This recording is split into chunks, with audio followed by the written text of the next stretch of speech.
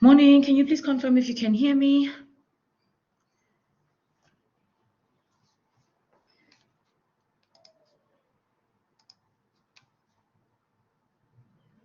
Yes, in the chat.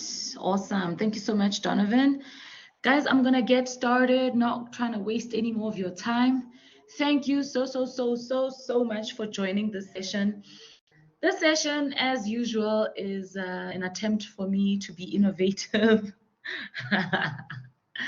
and interactive, but most importantly, this session is going to cover, and especially in the beginning, I'm going to cover a lot of work that we did or that I've seen is so important when it comes to assignments. I've seen students make such glorious mistakes to a point of even failing a module because of one slight mistake that they've made. So guys, yeah, in the beginning, it's going to be a little bit boring and it's going to be a lot of me talking, which is really not my favorite thing because you know how I love to interact.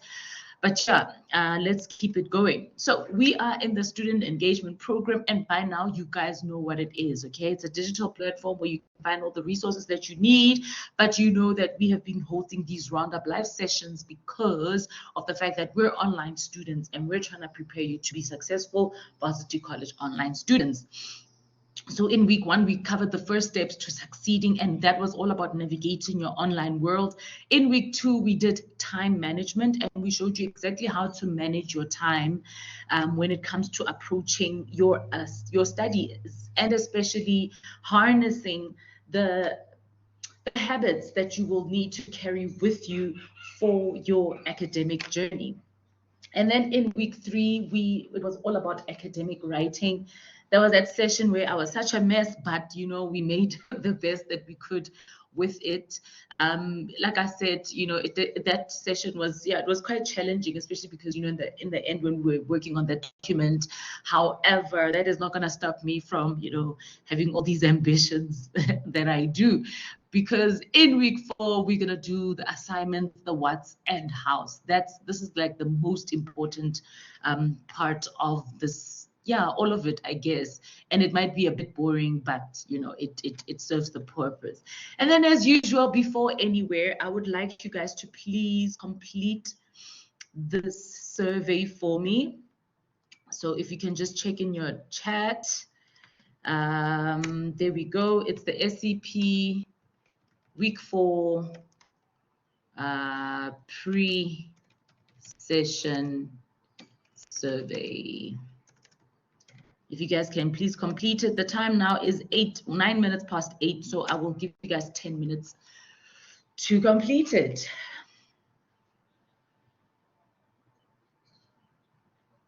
There's 7 of us in the room, which means 5 of you guys should be answer. 1, 2, 3, 4, 5, 6. Yeah, 6 of you guys. I'm expecting at least that 6 of you guys should answer.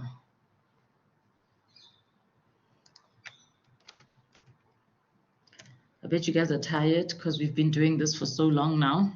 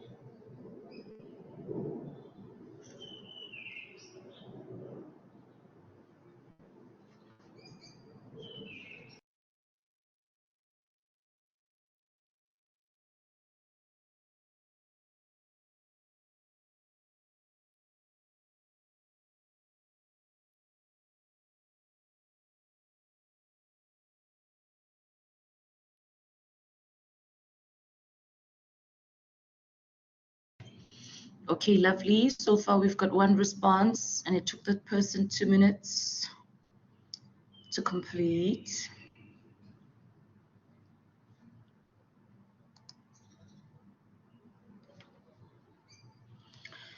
If you've just joined us, we are currently busy with the survey. Please continue with it. It will take you about 2 minutes to complete. Well, it took somebody 2 minutes to complete. Okay, we've got 3 responses, 2 minutes, 14 seconds.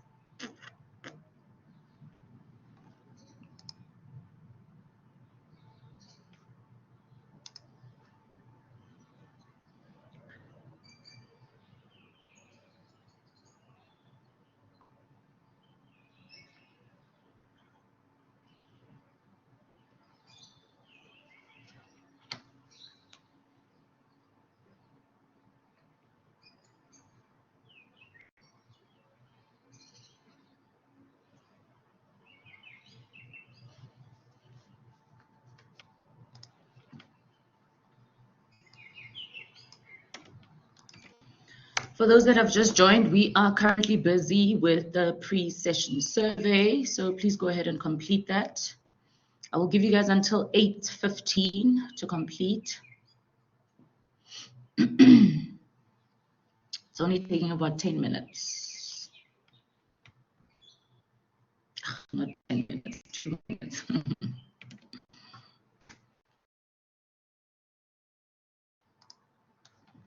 I've got 5 responses so far, and we are 11 in the room, so I'm expecting another five responses.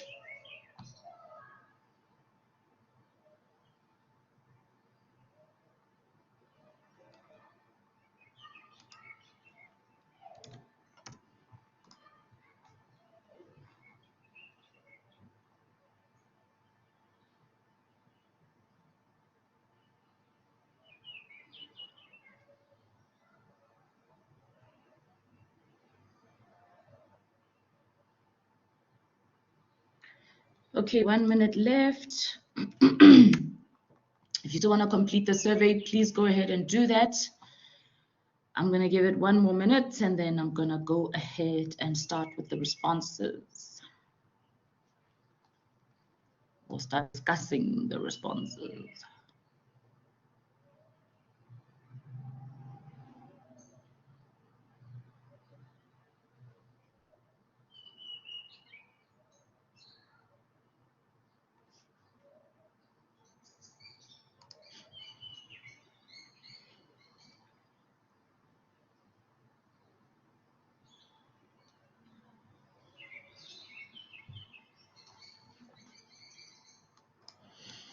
Okay, guys, the time is 8:15 and I've got 6 responses. Thank you so much for your time. All of you guys are first year, it seems. Which qualification? Majority high certificate in human resources and practices. That's 3 of you guys. And then 1 from each of the undergraduate degrees. And then how many modules are you enrolled for? Majority 4 modules. Wow, guys, that's actually a lot. So good luck to you guys for that. And then majority studying and working. This is always so interesting for me because I'm also now studying and working. Yo. So I get it that you guys, yeah, your life is not your own. And with your time, you cannot do as you please. In what age do you belong? Majority 30 to 35. I like that. And then we've got 18 to 21 as well as 1 person who's between 22 and 25 and 26. All right.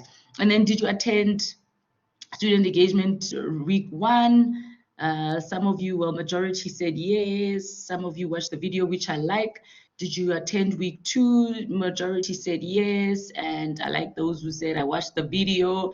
The guys that said no, come on, man, come on. If you said no, you need to catch up with those videos.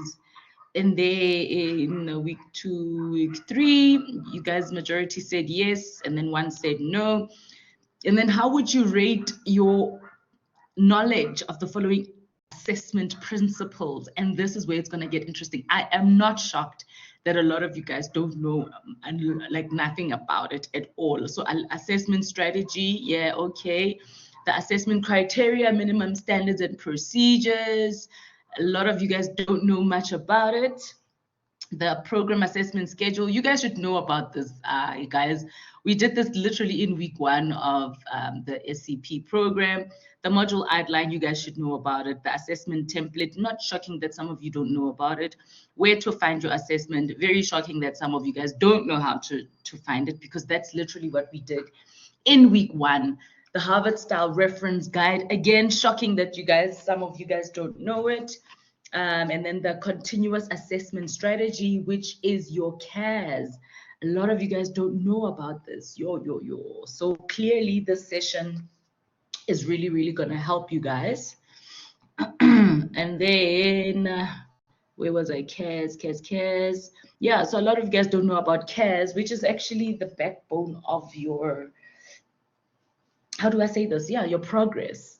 Like they say, continuous assessment strategy. So your continuous achievement in your assessments. And then the tier method, I know nothing about it. This is not shocking at all, because this is something that I developed myself. So if you know about it, hey, I'd be impressed. And then safe assign.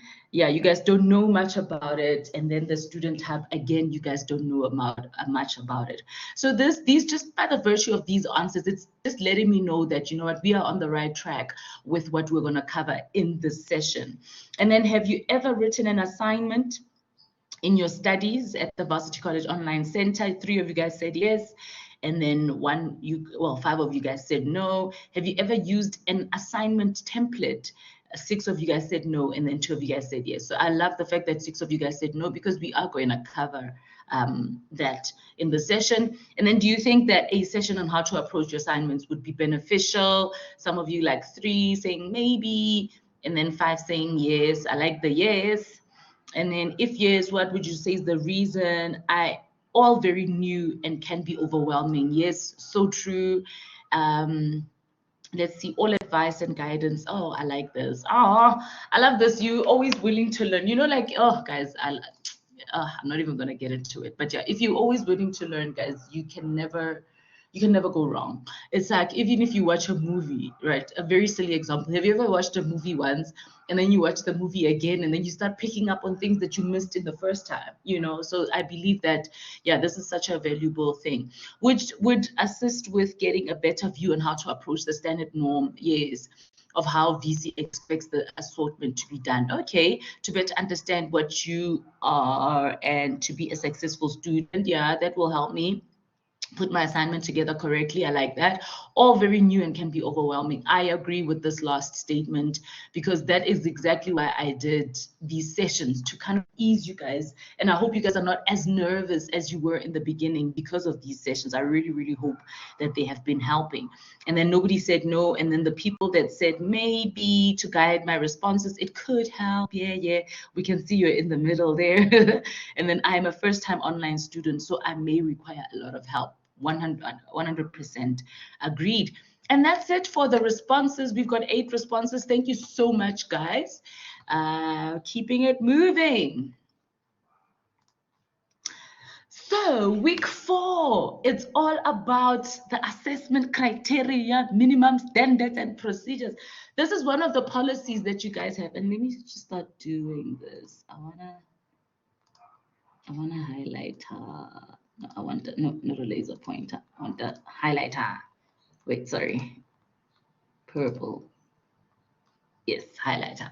So this is a policy that we use, guys. It's yeah. The first session is going to be me reading out this policy to you guys. Obviously, I'm not going to read, the whole 55-page policy, but what I want to do is highlight on the important bits. I will not be able to stress this enough. I have seen so many students make mistakes, technical mistakes, and this section will, or this session, yeah, this section of the session will really help you guys with those nuts, yeah, with those little bits. If you have a pen and paper and take notes, because I'm going to be really sharing stuff that is going to be so pertinent to your studies. And then, yeah, again, it's going to be all about how to approach your assignment, and then what I've developed, the tier method that I've developed, and then using generative AI in order for you guys to assist yourselves in approaching your exams. So the documents that we will need, like I said, this assessment criteria, minimum standards and procedure, the PAS, the module outline, the assessment template, the assignment, and the IIE Harvard style reference guide. So what I've done for you guys is that I have basically uploaded these documents for you guys. So if you want to be able to access them already, I'm going to include it in the chat. So you will see that if I click on the link, which you guys can also do, here's all the list of documents that I included. I just see that there's a document I need to maybe delete this one, and then I use the one using generative AI. Yeah, so anyway, those are the documents that I have shared with you guys, you know, so for the session, for today's session. So we can skip all of that and continue with the presentation. So this is where I'll need you guys to reach out for your pens and papers, guys. It's going to be a lot of reading on my end, but it's such valuable information. You really do need to highlighter. Yes, you really do need to take a lot of this. So this assessment criteria, remember we've got an assessment strategy and we've got policies that really guide you. But this policy really guides you on how to approach your assignments. Like I said, it's little technical difficulties that I've seen students miss. And because of it, you know, you can fail an assessment or you fail your module. So guys, please, please, please, this is so, so important. And I warn you, it might be a bit boring because it's going to be a lot of reading that I do. But again, it's so important for me to go through this. I'd rather you get bored while I'm trying to help you than, you know, we have fun and I don't help you at all. So the first thing is that, and let me just maybe open that document for you guys. The document that I'm using is the assessment criteria, minimum standards and procedure, right? And if you see here, yes, everything that I've highlighted is what I'm going to be going through. So it's a long document, but I just went through all the bits that pertain to you guys and the bits that I've said, I've seen students make mistakes on.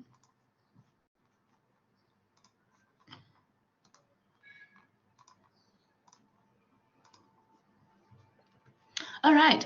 The first thing is that there are two distinct assessment categories, okay? These are invigilated and non-invigilated assessments. You can imagine invigilated, this is when you're going to write at a venue, right? Where you chose your exam center. And then non-invigilated, these would be the ones that you submit online. So this would be your assignments, for instance. There's nobody invigilating you when you do your assignments. So when you do invigilated, here normally 3 hours to complete the assessment, whereas if you're non-invigilated, they give you 10 hours or more. And in fact, we know that for your assignment, for instance, it's normally released about a month before. So we're actually talking 4 weeks ahead of time, okay? And then an invigilated assessment, yeah, we've discussed that 10 minutes reading time would normally be allocated to you if you have an invigilated assessment, okay? And you're not permitted to write in your answer booklet. So when they give you that reading time, it really is for reading. You can't start taking notes. You know how we are. We love to read and take notes at the same time. You wouldn't not be able to do that. And then with regards to the range of assessment instruments, this is just the types of instruments that they can use to assess you. We know about the assignment, right? The assignments are the majority of the ones that we write, and then as well as the exams. And we know that exams can also be take-home exams, which means they're like sort of like an assignment, except you get it on that day and you complete it like you're an assignment, and then you submit it online. Then we also get portfolios of evidence depending on the module that you're taking. We've got practical assessments, presentations, and projects. And then assessment types may be invigilated or non-invigilated. We've already discussed that. So invigilated, again, those are the ones where you go to a venue and somebody invigilates you as you write. And then non-invigilated assessments could be the ones that you do at home. But you also do get non-invigilated assignments, or that you do that you can do from the comfort of your own home. That would be maybe, for instance, if you're doing an oral exam. Then they also talk about transparency in the assessment. And they say here that no lecturer, responsible academic, or developer may disseminate a memo. So we're not allowed to give you guys memos, guys. But what we can do is that we can direct students to the assessment repository on the library system. And I've already covered that. If you don't know how to do it, week 1 of the student engagement program, where we navigated VC Online, you just go to the library, and in the library you can find past exam papers, or actually not on the student intranet, you can find past exam papers. Okay, and then a pass mark for an assessment for any module is always 50%. So if you want to know how much to pass, it's 50%. And then clear instructions for completing the assessment expectations must be provided, and they normally are. And you will find these instructions, let's say, in your assignment on the first page. That's where all of the instructions normally are. And then the rubric must address all aspects of the assessment task. Guys, I don't know how to stress how much the rubric is, how important it is, because if you look at the rubric, it basically shows you how to answer your questions and how to approach your questions. So please, please, please, always make sure that you consult with the rubric, because the rubric will tell you that it's a total of 8 marks. 2 marks will be allocated for theory. 6 marks will be allocated for examples. So that lets you know that, if it's 2 marks for theory, maybe then have 2 sentences that explain the theory. And if you're going to get 6 marks for an example, really dive deep. Go ahead and give more than one example, because think about how you're going to collate or accumulate those 6 marks. And then the submission time for online assessments is before 1 minute before you submit. But please make sure that you do this way before this time, because you always, when you submit, remember you submit and then you have the safe assigned report, right? That safe assigned report, if your similarity is high, that means you're going to have to go back in your assessment and fix it. So, right, guys, I would really rather suggest like a day before, 2 days before, so that when you get the similarity, you're not under pressure to not start fixing. Because yes, you could submit 1 minute before midnight of the due date, and maybe you've submitted and you're all good. But what if then your similarity report comes and is high, and then you could be flagged for plagiarism? This we have discussed last week. If you haven't caught the video, please check out the recording. Any late submissions received within 24 hours of the submission date and time, known as the extended submission period. And here it is, the extended submission period will incur a penalty of 15%. So what they say is, if you cannot submit on the deadline, if let's say the deadline is on the 15th of November and the 59 time lapses, you can still submit the next day, which is 24 hours later, right? But then you must know that 15% of your mark will be deducted, okay? And then any submission after the extended submission period. So in other words, now more than 24 hours has gone by, here you will get a 0%.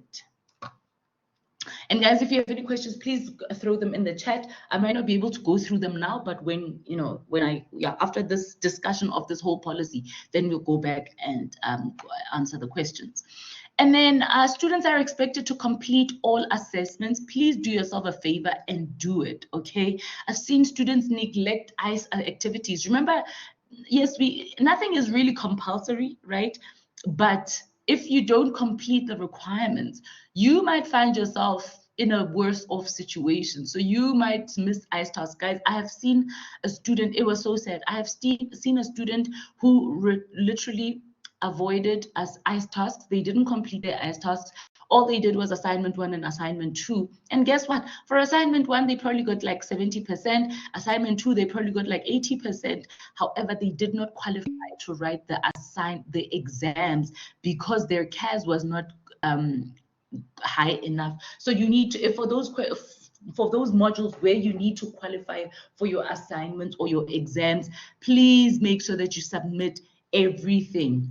And then students are required to plan accordingly to ensure that they adhere to submission deadlines, which include external factors, for example, a lack of an access to device or interruptions to power supply. So what this means is that Eskom cannot be your reason. Load shedding cannot be your reason for submitting. You have to plan in advance. If you know you don't have a laptop, go to the computer labs, and that means you only can work during the day, you know. So whatever you do, like technical issues can never be the reason why you could not submit. And then students must meet all intellectual integrity requirements. This we discussed all of last week. Students may not use a lack of access to on-site facilities, similarity detection software. So in other words, remember when we said when you submit, we said that you can submit, yes, 1 minute before, but then when your similarity report comes through and then it tells you that you need to redo your assignment, had you given yourself enough time? And you cannot use that as an excuse not to submit, or online access as an excuse for late submissions. Guys, it does happen. Think about it this way. If 500 students all have the same deadline, right? And they all need to submit all at the same time, and you guys are using the system called VC Learn, it does happen that VC Learn can crash. It does happen that it can slow down because 500 people are all on it. So you are better off giving yourself enough time to submit, guys. Plan to have enough time to submit, knowing that demand will increase prior to the submission deadline, okay? So like in other words, guys, work ahead of time rather than on time. And then students are expected to keep copies of non-invigilated assessments and produce copies if required. So in other words, you need to save your assignment. So let's say, for example, you submit your assignment, and then by some magic, the file gets corrupted or something happens. You need to make sure that you keep your hard copies or copies of your assignments, because if, let's say, we see that your file has been corrupted, then we can say to you, hey, please resubmit. So you make sure that you keep copies. And then for students in the distance mode of offering, which is all of you guys, and not located in South Africa, which is maybe some of you guys, an alternative assessment venue must be arranged by the student. So please make sure that you've got your assessment centers selected. This venue must be in place 8 weeks before the assessment opportunity. And then any failure to access published assessment results is not considered to be an adequate reason for the granting of an additional assessment opportunity. So in other words, guys, it's your responsibility. And here it is, students are responsible for checking their assignment results, okay? You are responsible for checking your results. After results are released and you don't check your assignment results, it's not the lecturer's responsibility. It's nobody else's responsibility except yours. And that can determine whether or not you qualify for a supplementary, right? If you see that you qualify for a supplementary, but you hadn't checked your marks, you see that means you're not going to write that supplementary. And you cannot say, oh no, I didn't know because I didn't have my results. Guys, if there's one thing that I think, and I hope you guys remember from the orientations, is that everything is your responsibility. We cannot come after you to ask questions. You have to come up to us. And then fairness in assessments. There are 5 opportunities for the completion of assessments, okay? Number 1 is the formal standard sitting, right? And that would be the formative or the summative assessments. Then you've got a deferred sitting, then we've got a supplementary sitting, a dean's exam or a resubmission, and then a discontinuation sitting. So it all depends on which one, but normally students will do the standard fit sitting, and then sometimes you will then qualify for a supplementary. That's if you didn't pass the standard one. The dean's exam, this is like if really something went wrong during your supplementary, and by special circumstances, which would be for graduation purposes only, right? You get allowed to write an extra exam. So if, let's say, you've got one module, you can write the dean's exam. And then a discontinuation sitting is if a module or a qualification gets discontinued, then you can complete that one. And then deferred sittings or submissions applications are made via the Student Hub. And maybe while I'm here talking about the Student Hub, discard, let me show you guys about the Student Hub. Guys, it's on your VC Assist. Remember when we talk about VC Assist, right? And let me rather go to the student intranet. If you're on the student intranet, here we've got Student Assist, and here we've got the Student Hub. But I want to show you, if you click on VC Assist, normally, oh, it goes straight to VC Assist. Okay, then you would click on the Student Hub. So for the Student Hub, this is when you've got any assignment queries, the same as VC Assist, you know, you can use the Student Hub. And look at this, application for a discontinuation assessment. And again, this is all you're doing. You don't just automatically qualify it for, right? Application for a dean's exam, I've already mentioned that. Assessment appeals, if let's say you've got an assessment and you really want to appeal the results. Condoned absence for lecturer attendance, deferred assessment, we've talked about deferred assessment, disciplinary appeals, external credit if you want to apply for credits. Yeah, and I think write an assessment at a different location. This is your exam center. So please make sure that you are you have familiarized yourself with the Student Hub and the requirements thereof. So the Student Hub, like I said, you need to know it for the purposes of applying for these different assessment strategies or sittings. And then most importantly, and this is where students get it wrong, yo guys, applications for the deferred sittings or submissions must be made either before or within 5 working days. So if, for example, you've got an exam, right? Sorry. So if, for example, you've got an exam, let's keep it. If, for example, you've got an exam and the exam is on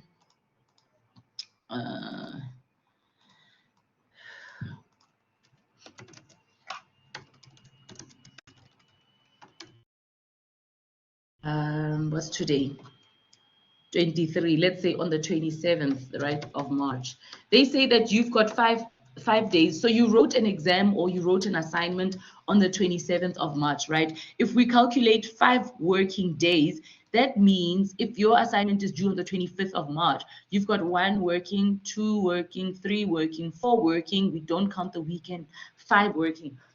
That means by the 1st of April, you need to have applied to the Student Hub. Guys, please do not wait. If you wait, so if let's say, for instance, you know, and especially for an assignment, if you're writing an assignment, normally what happens is, if you're writing an assignment, normally what happens is that a student will, you know, miss an exam, an assignment, and then they don't apply on time. Guys, anything can happen. Please, please, please. I don't know how to stress it.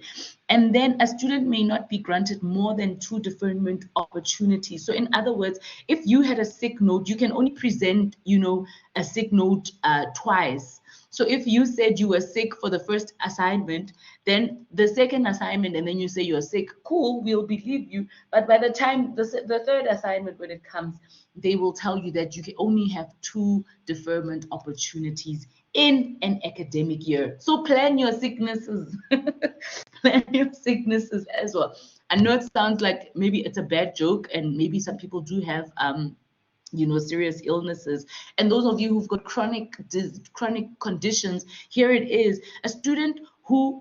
Only students who have been granted a concession due to a chronic condition may submit more than 2 doctor's notes per year. So this is if you've got a chronic condition, guys. It's not just for everyone. For all of you guys, it's only 2. But if there's anything that you want to take, it's this 5 working days for you to submit your application. Okay, for non-invigilated assignments, so those are those assignments that you do at home, if the application is approved, the resubmission must be made within 5 working days. So in other words, you've got 5 working days to submit, and then you've got another 5 working days to apply.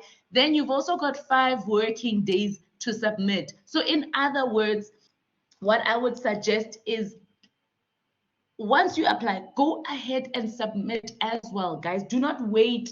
And let me write that down. Do not wait, discard, do not wait. Delete.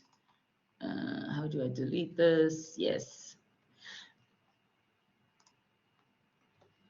I just want to write there.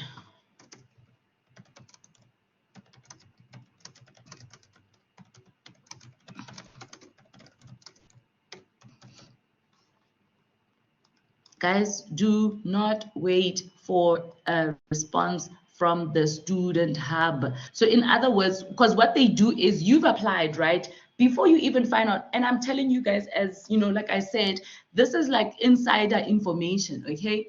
The student hub might take, because they're supposed to take, and here we go, 48 hours to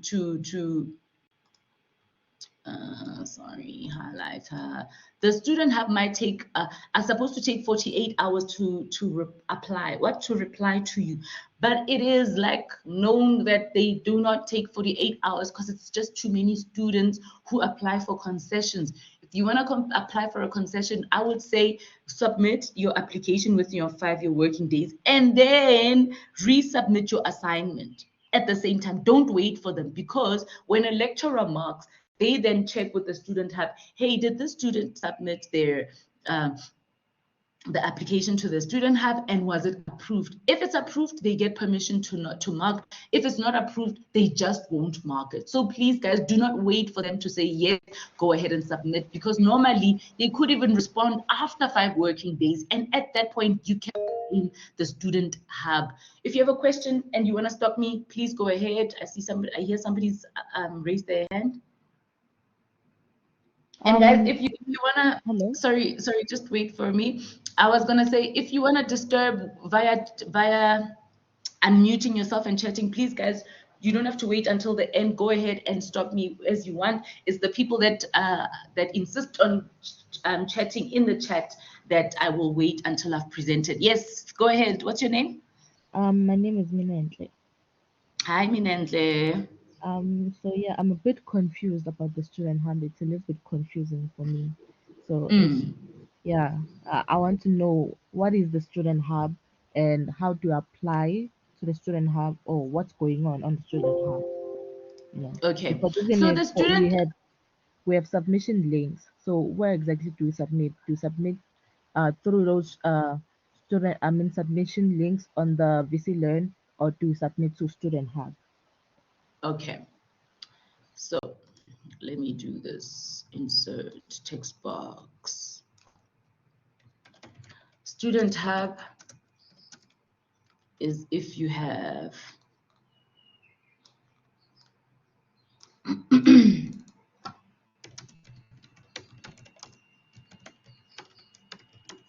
if you have student appeal submeal is if you have assessment appeals. So let me go and show you when you submit. So when you submit, you will normally submit your assignment. So when we talk about submitting, we talk about submit your assignment, right? And when we talk about the student when we talk about the student hub, we talk about submitting applications, okay, for appeal. So when you are in your module, and I'm going to go to the module that I lecture, Entrepreneurship 1, right? And we're going to cover this later, but just because you've got an answer, when you submit your assignment, you should normally be in your module, right? And then you will scroll down and then you will see here submission links. So to submit your assignment here, my students, they've got assignment 1. You click on assignment 1, right? And then you're going to upload your file, because you would have completed it in your assignment template or in a Word document or whatever, and then you submit. Okay, well, you have to click on the plagiarism tool, and then you submit. All right. Now, for the Student Hub,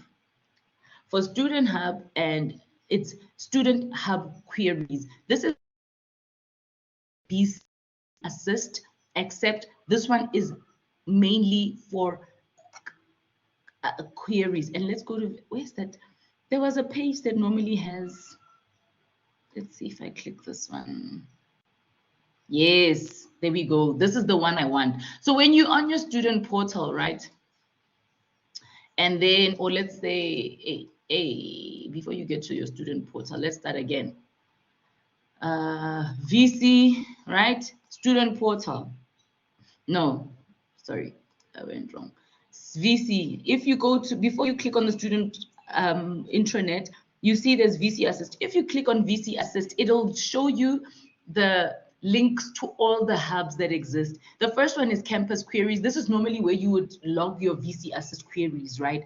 But the student hubs, and if you read here, it says to raise a query on the student hub, that is, for example, you make an appeal, you request a remark, you apply for a credit, replacement assessment application, or a reprint. Click to find out more. So it's all about reading, guys. What I would suggest is go to even VC Assist and read of, for instance, if you go to VC Assist, you can see all the things that you can do, right? You can assessment queries, academic, internal, what, assessment support, blocked portal, anything, you know, all the issues that you normally have. Remember, normally when you have issues, we always say, guys, log us VC Assist query. This is where you log your VC Assist query. But for any assessment issues, the Student Hub applies. Okay, so when you click on the Student Hub, you can see all the appeals that you can do. Okay, so apply for a discontinuation. Remember, we talked about a discontinuation exam. Apply for a dean's exam, apply for graduation, apply for assessment appeal. So this is if you've got an assessment and you're not happy with your results. Deferred assessment, if you would like to apply for a deferred assessment, disciplinary appeals,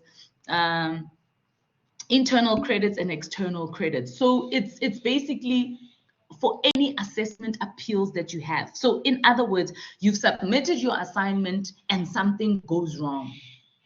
Okay, let's say you were supposed to submit and then you fall sick, right? If you fall sick because you cannot submit, then you have to apply for a deferment assessment. But guys, if you don't know how to apply for the Student Hub, you can still also then log a VC Assist query and ask for assistance. Tell them you've got a Student Hub query. And yeah, so assessment appeals or deferment, depending on whatever your assessment is, you come to the Student Hub. How do you apply for the Student Hub? Do you have to register for exams? No, you don't have to register for exams. If you apply to the Student Hub is when you've got assessment issues. If you fall sick and you can't complete your assignment, you apply at the Student Hub. If you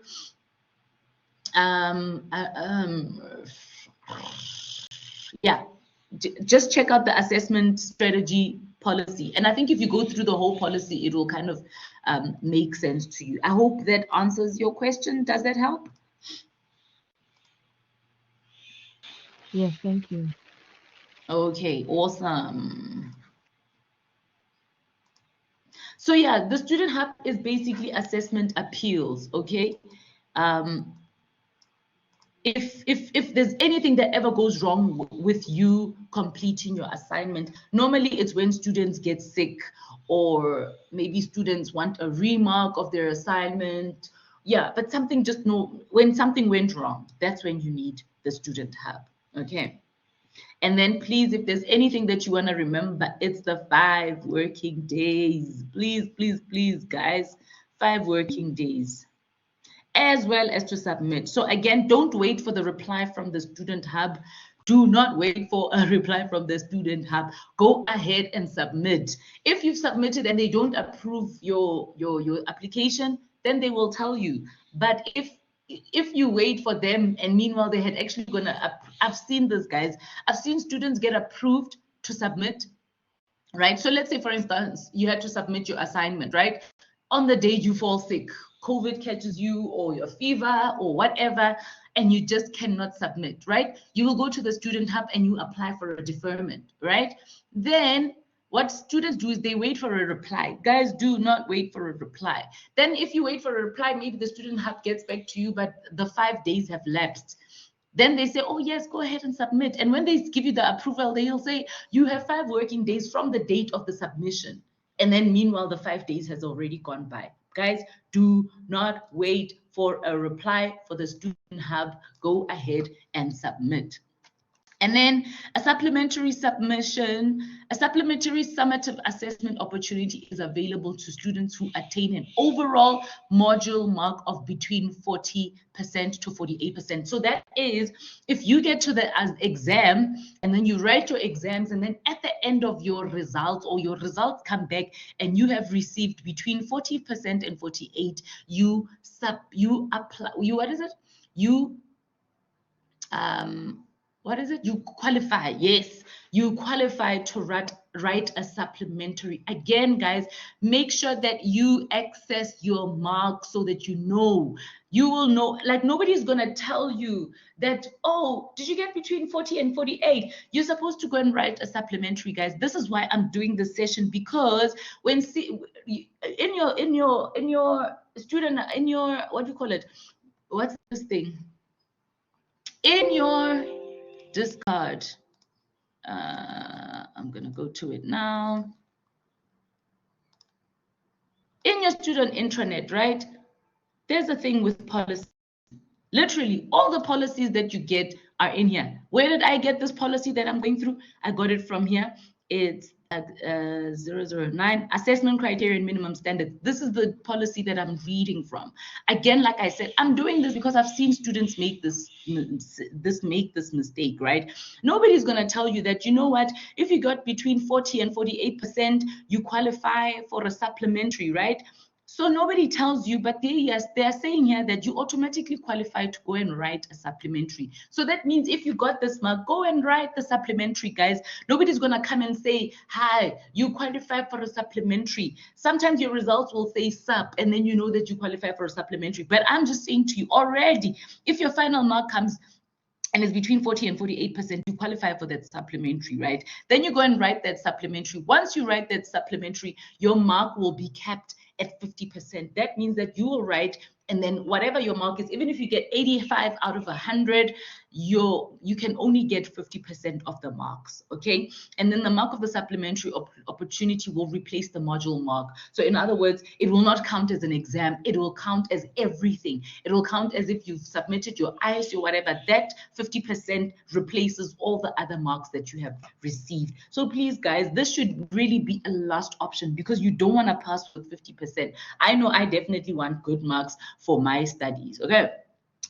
It is the student's responsibility to check eligibility for a supplementary opportunity. Like I said, nobody's going to come and say, hey, Teho, you've passed, or hey, Teho, you failed. It is your own responsibility to check whether or not you apply or qualify for a supplementary. And again, like I said to you, if you find that your final mark is between 40 and 48%, that's how you will know. Okay, and a supplementary opportunity can only be taken in the summative period associated with the module. So in other words, when you consult your pairs, remember we talked about your pairs. In your pairs, they have those dates. And those dates, they basically say, when is your supplementary? You need to consult your pairs document, and yes, for you to know when it is written. So in other words, if you are registered for the module in semester 1, you need to go according to the semester 1 dates provided. You cannot in semester 2 say, hey, I see there's a supplementary on whatever date, can I write it? The answer is no. And then a supplementary summative assessment opportunity is available to all students who attain an overall module mark of between 48. Okay, I think I've gone through this. Yeah, okay. Oh, this is just a repeat, no problem. If a student has one module outstanding to graduate, you are afforded an additional opportunity to complete the summative. I'm going to skip this one because we're really not at graduation. Most of you guys are first years. The opportunity must be taken if the student's responsibility, yeah, it is the student's responsibility to apply for this opportunity at the Student Hub. Guys, again, Student Hub is your responsibility, all right? And then let's see here. If a student fails the supplementary assessment opportunity, the student will qualify for a discontinuation if the module is being disqualified. But this is for discontinued assessments, okay? But you guys maybe might not deal with it if a student, if an assessment or what a module or a qualification gets discontinued, that's how you will get that discontinuation, okay? And then again, the module mark for the discontinuation will be kept at 50%. Reliability, assessment markings must be internally moderated. I just included this for you guys to know that if your lecturer marks, there is somebody checking their marks to see, are they fair? Are they, using their rubrics to mark you? So you really don't have to worry about it. But there are students who normally like to get a remark. And if you want a remark, go ahead. It's really your, your prerogative, and you can make use of that opportunity if you want. Authenticity of assessment. Students who demonstrate academic dishonesty or technically incorrect referencing practices are penalized according to the severity of the transgression. This I discussed last week. I'm not going to go into, okay? Non-invigilated assessments must be submitted through similarity detection software such as SafeAssign. So your assignment, remember we said, and this we covered last week, when you submit your assignment, it's going to go through similarity software. We at the IIE use SafeAssign, right? And then the student will receive a 0 for submitting an identical piece of work more than once. Guys, I've seen students do this. If, let's say, for example, you submit an exam, right? And then we flag you and we say, you know what, your referencing was incorrect. You've got 5 working days to fix it. What students or the lazy students will do is they'll take the same exam and then they'll submit it again. And then guess what? You are gonna get a 0. Yes. I'm a little bit confused on why do we reference for exams, because I hear that we are supposed to reference for exams, but I feel like it might be a little bit confusing because you might not remember the names. So I'm a little bit confused on that. Okay, so when you reference for an exam, right, this will not be for sit-down exams. This will not be for invigilated. And this is where they say non-invigilated assessments. You see, that's the secret is the non-invigilated assessments. For non-invigilated assessments, which means the ones that you sit at home and complete, those are the ones that you normally have to submit for SafeAssign. In other words, for similarity, because it's easy for you to just Google the answer, right? Paste it in your document and submit. Yes, it's for non-invigilated assessments. But if you're going to sit at a venue, obviously it's a closed book exam, and maybe that's the difference. This one would be open books. Non-invigilated assessments are normally open book, whereas closed sit-down exams are normally closed book. So any open book, that's where you use the similarity report. Okay, thank you. Awesome. So yeah, you'll get a 0, guys, if you submit an identical piece of work more than once, all right? And then assessments that have not been submitted through the approved, and this is a key one. If you submit, right, and then you don't take it through SafeAssign, guys, you will receive a 0, because students should not try to bypass the software. This will be cheating and the student will be awarded a mark of 0 if you want to bypass SafeAssign. So in other words, you complete your assignment and then you don't let us know through SafeAssign that there's no similarity. We regard it as cheating, because why did you try to bypass that system? Okay. And then the submission through the similarity detection software should be done a few days. So nice, because I used to say to students, give yourself a couple of hours. They are saying a few days before the assessment is due, so that the student has time to attend to any concerns that may arise, guys. I've seen this a lot. You submit your assignment, you come up with a 67% similarity report. Oh my gosh, I need to go and paraphrase my assignments some more. Then that's when you need all of that time. Now imagine if you only left yourself with an hour. Remember we talked about that 23:59 that you're supposed to submit. If you've given yourself an hour, are you really going to be able to in an hour change everything? Well, so guys, work way ahead of time. And then feedback about intellectual integrity must be reported must be provided to each student. So as a lecturer, we'll say to you, hey, your similarity is 48%, it's a little bit high, we're flagging you for plagiarism, or it's low, well done, So you will get feedback with regards to that. And then assessment security, only material required for the assessment may be presented or may be present in an assessment venue as indicated on the assessment instrument. So in other words, what they're saying there is that if you're going to go and write at an exam center, right, you can only take in the allowed material. Okay, so they'll give you, I'm not going to go through that much. When you go to the exam, you will get an assignment brief or an assessment brief. They will tell you exactly what you can bring. They will also in the venue tell you all about it. So I'm really I really don't have to do that. And maybe I can skip this because I see that I'm spending a lot of time on this. Ensure that you're in the correct venue. You cannot enter if you're more than 30 minutes late. You can't leave your desk without permission from the invigilator.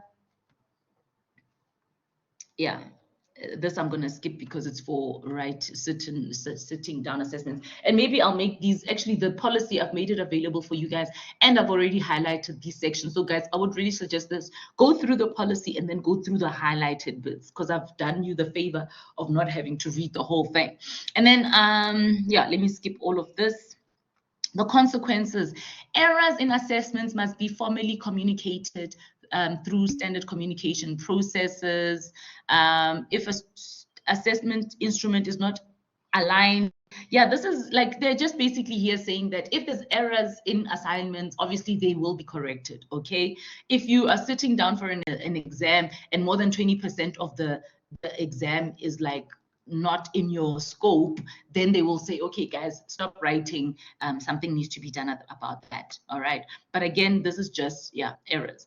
And then more consequences, even, and yeah, and here you go. This is for you guys. If an electronic file is corrupted, so you submit, right? But then your file is corrupted, the student is required to resubmit the assessment within 24 hours of notification. So if I try to mark your assignment, right, and then I see, hey, Minentle, your assignment, and sorry to use you as an example, your assignment is corrupt, your file is corrupt, please resubmit. You have 24 hours within the time that I have told you. So guys, checking your emails is a thing. All right. If an electronic file is corrupted and the student does not submit the assessment within 24 hours, the assessment will receive a mark of 0%, because how else am I going to mark if you did not resubmit? Normally, if a file is corrupted, it means we can't submit it.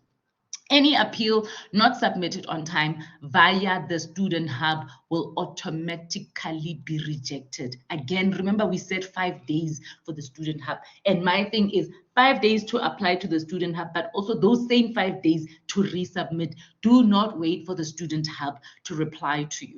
And then students must apply to review a summative assessment within 5 working days. So if, let's say, you found your marks and you're not happy with your marks, if you want to reply for a remark, you've got 5 working days. And then students may apply for an assessment to be remarked within 5 working days of the assessment being made available or having viewed the assessment.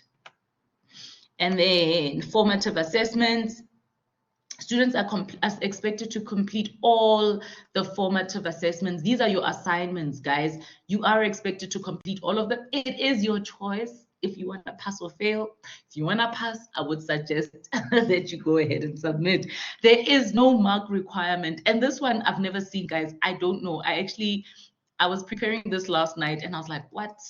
I didn't know this. So this one I'm going to speak under correction. They say that there is no mark requirement for the continuous assessment strategy. CAS used to be 40%. So in other words, they are saying that in order for you to qualify to write an exam, you had to have a minimum of 40% in your assignment. But now they are saying that CAS is no longer necessary. Guys, I speak this one under correction, okay? I've been on leave the whole of March. So this whole of March, I have not been working. So I really, if this was communicated, I don't know anything about it. But please just double check with your lecturers, okay? Double check with your lecturer if CAS applies or not, okay? And then they say CAS must be released to students at least 5 working days. So CAS is basically, and let me quickly write that down.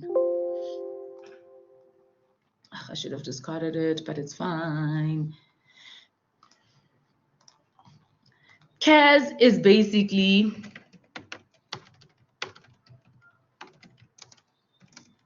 your ICE activity, right? Plus assignment 1 plus assignment 2. So no, some modules, maybe you don't have assignment 1 and assignment 2. Maybe you've got project 1, project 2, and project 3. It all just depends, but the standard is normally assignment assignment 2. Okay, so it's basically your marks just before the exam, and they normally wanted it to be 40% or a minimum of 40% in order for you to write the exam. But now they are saying here that there is no mark requirement, so that 40% doesn't apply anymore. So even if you get 28%, you don't have to, you can go ahead and write. But the question is, will you be able to pass? Because if you got like 28%, you probably need like a 85% in your exam to pass. So it's really for your benefit that you make sure that your assignments have good marks. Yeah, and then yeah, what else? ICE activities are in activities requiring active engagement in the module. And guys, it's for your own good. I don't know how to stress this. Submit them, okay? ICE is weighted at 10%. It sounds like a little, but 10% can really go a long way, all right? And it's part of the formative assessment. Lecturers must assign 4 ICE tasks to students. But you will see that some lecturers, like myself, I like to give more than 4 ICE tasks. And because it's really, like they say,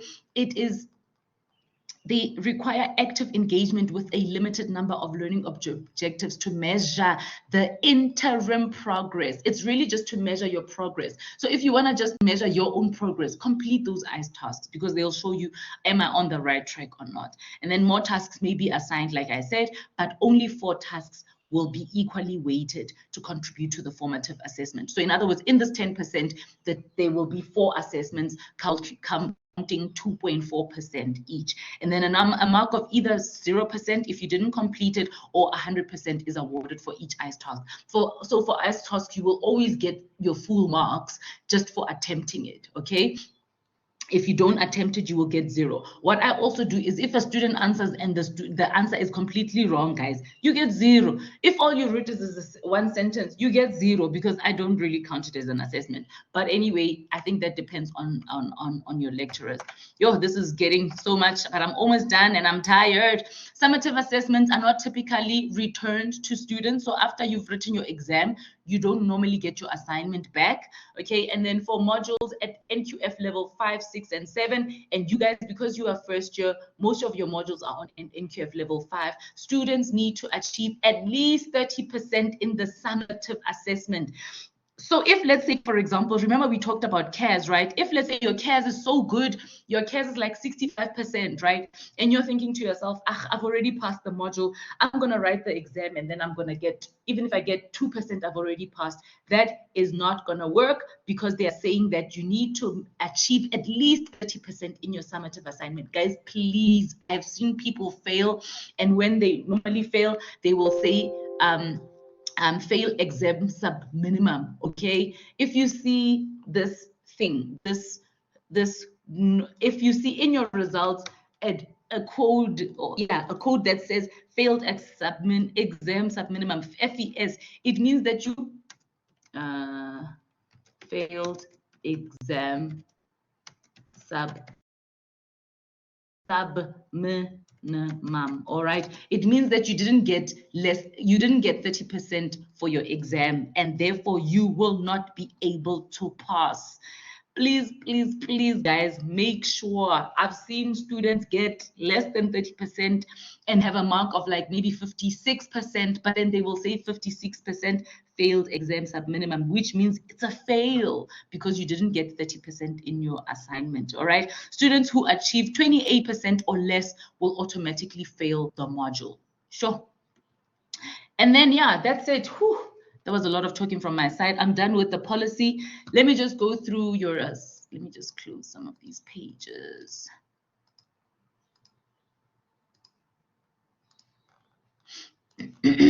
Okay.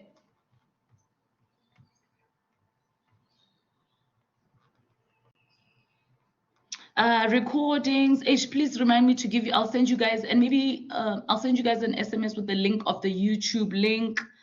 34% similarity on an assignment, is that high, or 1% is that? So similarity, okay, the percentage sometimes does not really matter, because once we see a similarity of 34%, what we do, or any similarity, we go into our assignment and then we see where, and maybe I could have done an example of that, it's just that I would not be able to do it now because I can't do it without compromising a student's information. Okay, so I'm sorry about that, but we check the similarity. And if you copied and pasted, for instance, directly from a textbook, the similarity will be high, right?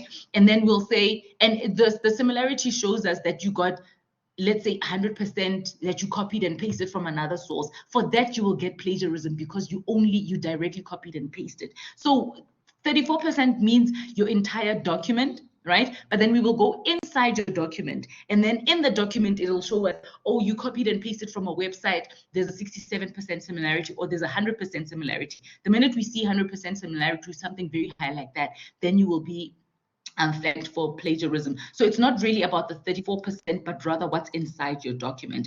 Can you test the similarity point at any point? Donovan, yes. So remember, you've got, when you submit your assignment, you can submit more than once, okay? So you will submit your assignment days before it is due, and then you will see the similarity report. If the similarity report comes and then it's high, you go ahead and you go change it, and then you can resubmit. How do you apply at the Student Hub? Do you have to register for exams? You don't have to register for exams, and we've already discussed the Student Hub. I didn't know how to do it. Are there examples of how you do it correctly? I don't know how to do it. Hajir, I'm not sure what you're talking about. Please, if you don't mind explaining your answer or your question. My feedback came back with similarities from Wikipedia, an unreliable source, so I just left it. Was I wrong for that? Yes, you are very wrong, because that means that you got your answers from Wikipedia. Any similarity, oh, it's just a pity I can't show you guys the similarity report. Any similarity, guys, is wrong, because what that means is that you've copied and pasted from a source. Hence, remember last week we talked about paraphrasing, guys. If you want to know how to correct or prevent yourself from similarity, the secret is paraphrasing, and that's writing words in your writing answers in your work.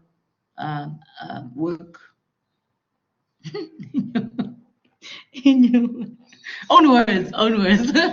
Okay, what percentage do assignments count for? Donovan, we're going to cover that right now in this next section. Okay.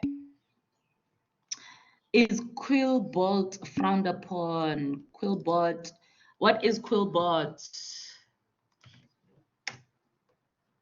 Write better with Quillbot, paraphrase text anyway. Okay, cool. We're going to cover that right now. Donovan, or who was it? Donovan, yeah. Paraphrasing tech. Okay, I'm gonna show you exactly how to use those things. Okay, so here we go, and then let's go. Let's keep it moving. Okay, so how to approach an assignment. Okay, and I had sent you guys this link of the necessary documents, and I will do that again. For those of you who haven't accessed these documents, please go ahead and click on that link. It'll show you the documents, right? So we're gonna need your PAS, your module outline, the assessment submission, assessment template, the assignment, yeah, but we're gonna go through this now. Number one, how to approach your assignment. Start with your program assessment schedule, okay? So it's gonna show you, number one, the module or the qualification code, right?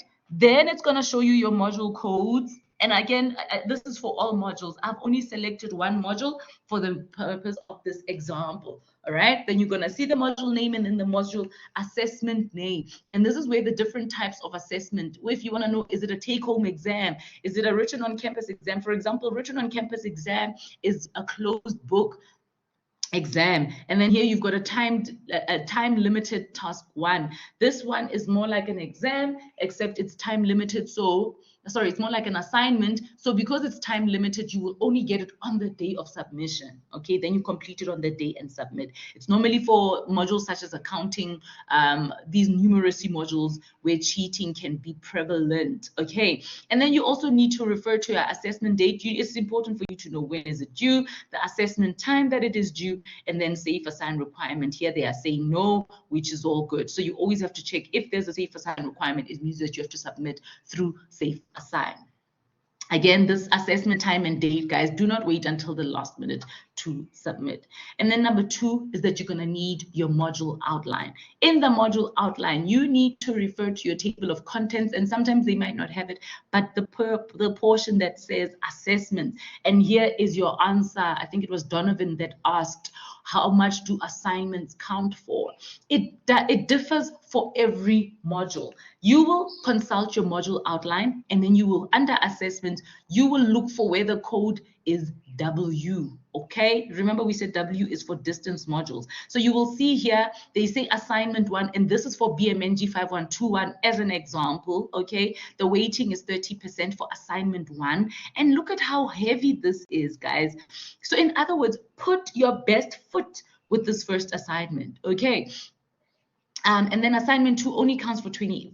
And let me not say only because it's quite a lot. And then assignment 3 is 35%.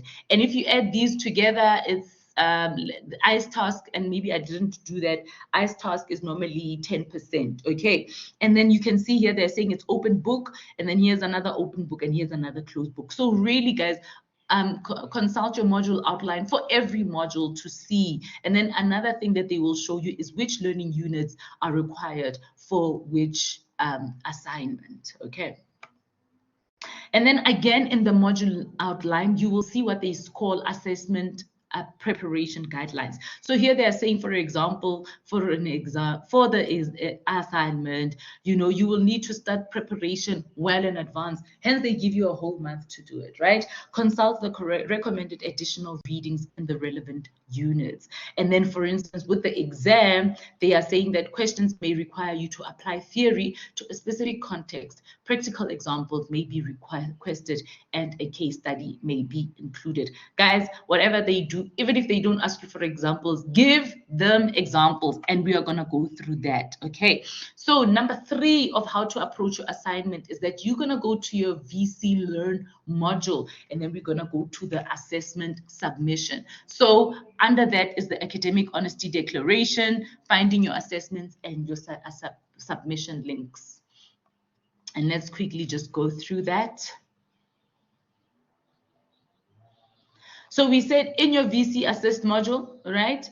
You scroll all the way down to assessment submissions. I've already discussed this in the previous session, so I'm not going to do it all, right? The first thing that you have to do is your academic declaration, honesty, right? And in that declaration, honesty, you basically like take a test, and you have to say, let's say begin. You have to answer these questions, all right? And my favorite one is this one. I have not used any AI tool without reviewing, rewriting, and reworking this information.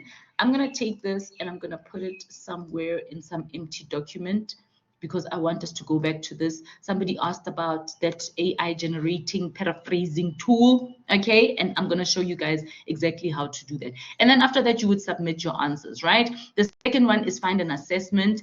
And if you need to find your assessment, all you have to do is click on that link. You search for your assessment using the W code, remember, and then submission links. This is if you need to submit. So you will click on assessment and then you will submit. Again, somebody asked that question.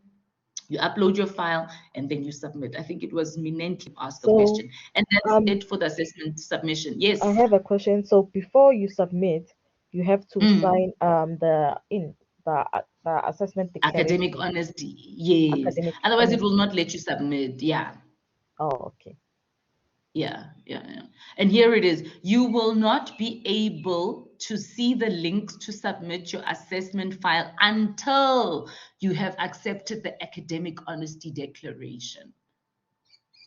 So before you can even submit your assignment, you have to do this. So that you will not see the submission links if you have not completed the assessment, the honesty declaration. All good? Yes. Awesome. All right, and then number 4 is the assignment template. Okay, I have included the assignment template in that folder that I've given you guys. All right, all you have to do is read and follow the instructions, guys. And let me open up an assignment template here. It says 2023, but I'm hoping that Yeah, well, yeah, it says 2023, but we can still use it. And here we see we've got somebody already who's got this document open, which I'm loving. So all you have to do is read the instructions, guys. How I will say to you is complete, right? The first page, ST101, right? And then program code, we know it's BBA, again, BBA. Yeah, let's just leave it as BBA. Is it 0701? And then module lecturer, let's say I'm the lecturer. Actually, it's not going to be BBA, it's going to be bent. Undo. Let's make it realistic. Bent 0701. Module code ENTR. This is the module that I lecture on, guys. Hence, I'm using it as an example, right? And then submission, tap to enter a date. My students have an assignment due on the 25th of March, which is on Monday. Maybe that's why they're not here. Only one student is here. Then you submit that, and then they say, I hereby declare I did not plagiarize. You tick the box, okay? Huh? Okay, I don't know why it's not. Why is it not allowing me to tick? So what is the difference between the module code and the program code?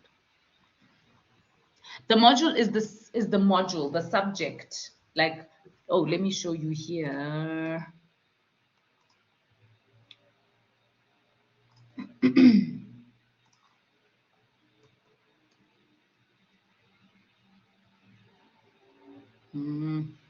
There we go. So the module code is the module. Remember, the name of the module is Accounting 1A, right? The module code will be ACBP 5121, whereas the program code is BAD 1W. You see, so it depends. You need to consult your program assessment schedule, and then depending on the qualification that you do, it will show you what the program code is. All good? Yes. Awesome. Okay, so where were we? Assignment template, right? I was busy with the assignment template here, and I don't know why it's not letting me tick the box. I'm so sorry for that. Hide my peeps. I'm gonna leave it unsigned there. And then table of contents, this should be the last thing that you do. But again, please read the instructions. They are a bit hard to follow if you ask me. So I'm just gonna do it my style. You know how I like to make things easy, right? Table of contents, you're gonna be, let me say, leave last step, right? And then always complete the step when you amend your assignment. So in other words, let's say for instance you worked on your assignment and then you submit, and then you do your table of contents, right? You update your table and it's all good, right? So that's the last step that you should do. But now if you should ever, sometimes you'll be like, hey man, maybe I can improve on that question, let me go back again. Then you go and improve on that question, come back, always finish with updating your table of contents. So how do you update your table of contents? You click on the heading and then it will say update table, and then you always say update entire table, and then you click on OK. All right, so and here it is. The only mistake that what I don't like about this document is that they've put heading 1, heading 2, and heading 3 in the same page, on the same page. What I would do is I would click on heading 2, right? Click on heading 2, and then you just say insert page break. So in other words, you're putting your questions in a different, on a different page, or on page break. So now it means that heading 3, for every question, and look, if we go to heading 1, and remember I showed you guys last week how to use the navigation pane. You will say, for instance, question 1, right? Heading 2 can be question 2, and then heading 3 can be question 3. You see, so now when you also look at your report like this, can you see it's much more neater now because every question is on a different page? Guys, please do that for your lecturers. It just makes everything so much better. Now, the last thing I want to show you guys with the assignment template is, remember we said, and if I go back to review or view the navigation pane, we said that the table of contents should be the last thing that you do, right? And I like to include the table of contents. So what I normally do is I will take this table of contents out, and then I would say, let's say, table of contents, and then I would also make this heading 1. You see, then it's appearing here on your navigation pane. But then I would remove the number because you don't want the number. You just want it to say table of contents, just so that you've got it here on your navigation pane. Then remember the last step that they said is go and update the table, because here it's saying question 1, but here you see saying heading 1. When you say update table, and remember even the page numbers, for instance, it was page 111 where they had everything on the same page. Yes, I made changes, but the table of contents does not automatically update. So all you have to do is click on that table, and then if you say update entire table, look there now, it starts updating question 1, question 2, question 3. And then for some reason, it's listing them as question. And remember in my, it was actually a capital letter. So to make things nicer for your lecturer, just, quick change it and say question 1. You see, there's nothing that's going to stop you from making this a beautiful document. And then I think I included the reference list. Yeah, type your, they include that reference list. So your reference list will be there. And then if you have any annexures, I would say again, insert page break, and then I would say annexures. Annexures are basically extra documents that you have that you want to show somebody. Again, I will say home heading 1, right? And then remember we had done the table of contents. Now we've made an amendment. We go back to the table of contents, and then we're going to update the entire table. And then now all of a sudden the annexures are also appearing here. Now the questions go back to where they are. You see, so it's a constant work in progress, guys. The last thing you should always do is the table of contents, because it's going to make some necessary changes. And look there now, the pages are nicely done. 1, 2, 3, 4, 5. Yeah, last step. And I think that's it for the assignment template. What else?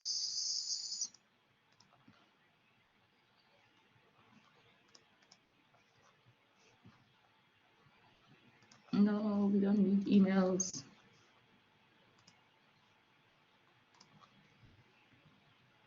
So we've done the module outline, we've done the VC Learn module, we've done the assignment template, right?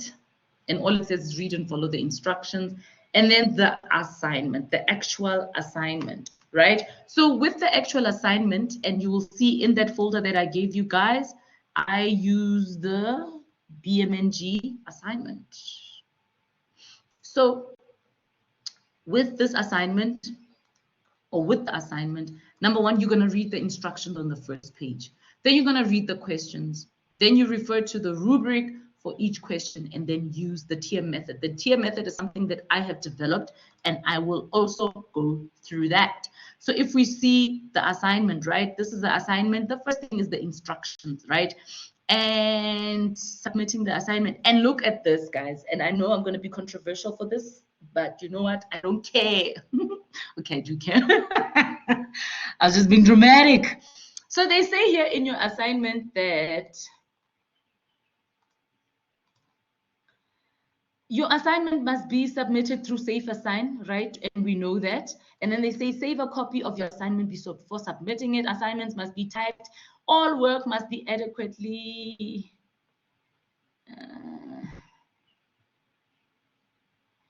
no material may be copied. Okay, no material may be copied from an original source, even if referenced correctly. So you cannot copy and paste, guys. But again, this is sounding like repetition because we discussed this in detail last week, unless it is a direct quote. But also, if you're going to use 10 direct quotes, no more than 10% of your assignment may have direct quotes. We discussed this last week. Your assignment must be submitted through SafeAssign, and a copy of your assignment must be saved, and then assignments must be typed, and then all work must be adequately referenced. Begin each section on a new page. And that's what I did with assessment I want to template. ask about SafeAssign. So when you submit the assignment, automatically it goes through SafeAssign. Yes, or you have to do that manually. No, so let me show you.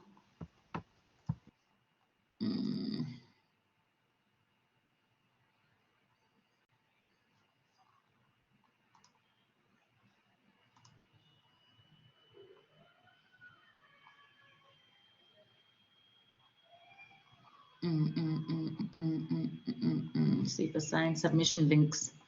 Okay, so if you go to assignment 1, let me just go back. I saw something here.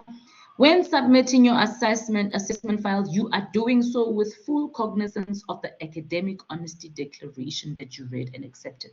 That's the first thing that you must know, right? You're going to click on your assignment 1, and then they say click the title above to submit assignment 1. I don't know where's the title above. Submission. So what you will do is upload your file. I'm going to browse local files. I'm not going to be able to submit, obviously, because this is just an example. What's open? What's not open? Open. Yeah. So here you will upload it, right? And then plagiarism, safe assign accepts it. So in other words, it automatically goes to safe assign. Safe assign accepts files in document form. So in other words, in Word, right? And then in text, or mostly PDF. So please rather do PDF. I prefer PDF as well. In fact, we all it's somewhere it says PDF. And then files of any other format will not be checked through safe assign. Remember, guys, it's your responsibility to go through safe assign. So it's your responsibility to make sure that you have the right document and the right document form. Remember, we said sometimes your assignment might be corrupted, etc. It's because somewhere here something went wrong. Okay, then what you do is plagiarism tools. You say, I agree to submit my paper to the global reference database, and then you don't need to comment, but some students like to say, hi ma'am. Some students will be like, hi ma'am, please note question 3 is what, you know what I mean? So in other words, like sometimes students have something to say, man, like, I don't know. But yeah, if you have something to say, you just add your comment there and then you will click on submit. I just will not be able to click on submit because I'm not trying to submit, okay? But it goes automatically through safe assign. So then it will then generate a result for you. So it's just a process that you practice. Once you've clicked on that safe assign, just read this, okay, let me try submitting, let's see. Preview upload of the assignment 1.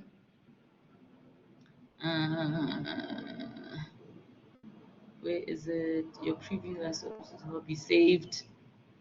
And then you submit at the end. All right. So you can see the rubric here. If there's a rubric, there's no safe assign. I don't see the safe assign. Yeah, the safe assign thing, I think it's in the next page. So once you go through safe assign, it'll show you a report. And that report you will read. It'll highlight all the areas that are similar to other submissions. And if you click on that, it will show you exactly where. So somebody mentioned in the chat that they submitted, and then it said Wikipedia. Yeah, my feedback came back with similarities from Wikipedia and unreliable source, so I just left it. You were definitely not supposed to leave it there. You were supposed to correct it because clearly you copied and pasted from Wikipedia. So then what you have to do is to paraphrase your answers. And like I said, paraphrasing was your crime there. Will templates not receive a high similarity score? I am using a template for an assignment currently.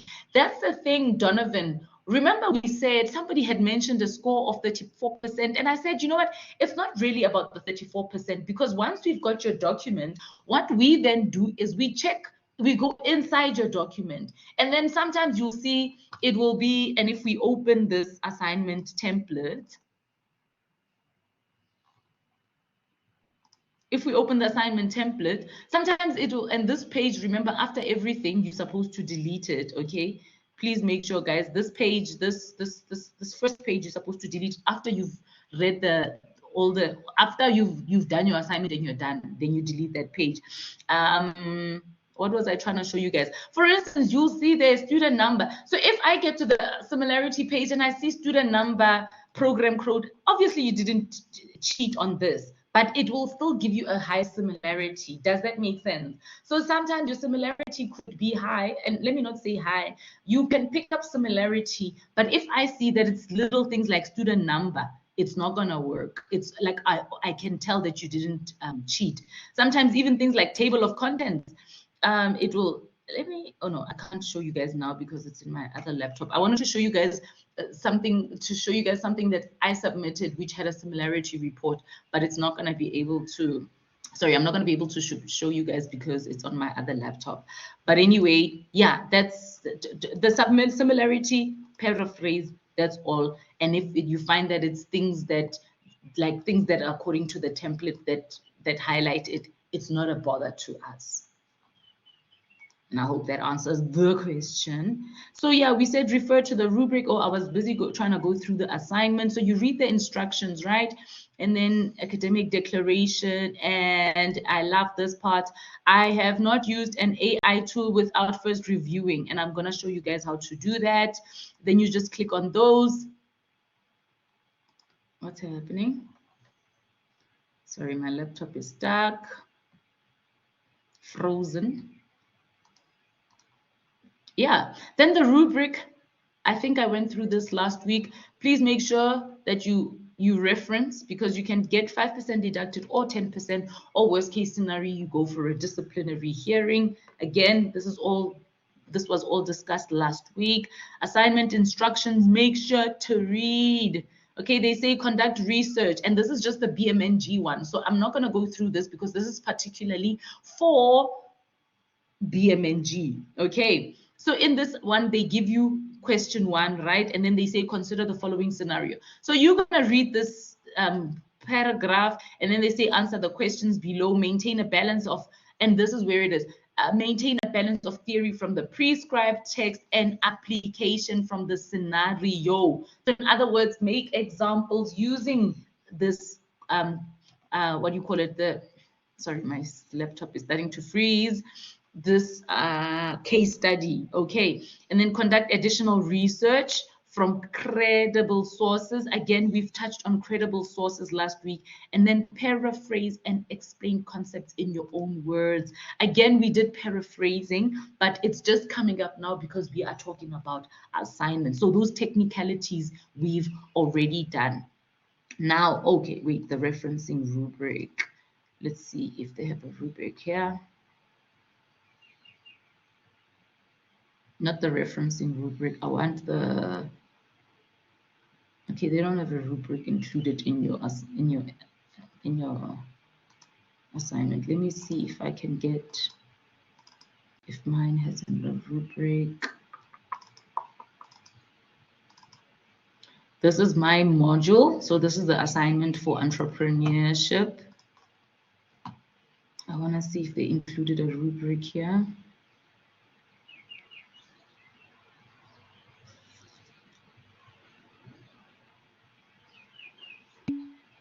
There we go. So a rubric would look something like this, right? And it explains to you exactly what you must do and how you will fall in which category, okay? So if you are the type that wants a distinction, that means you need to follow these instructions, okay? And then if you want, yeah, so always look at what they're saying here. And if we look at the first one, for instance, oh, sorry guys, my laptop is slowing down. I don't know what's going on.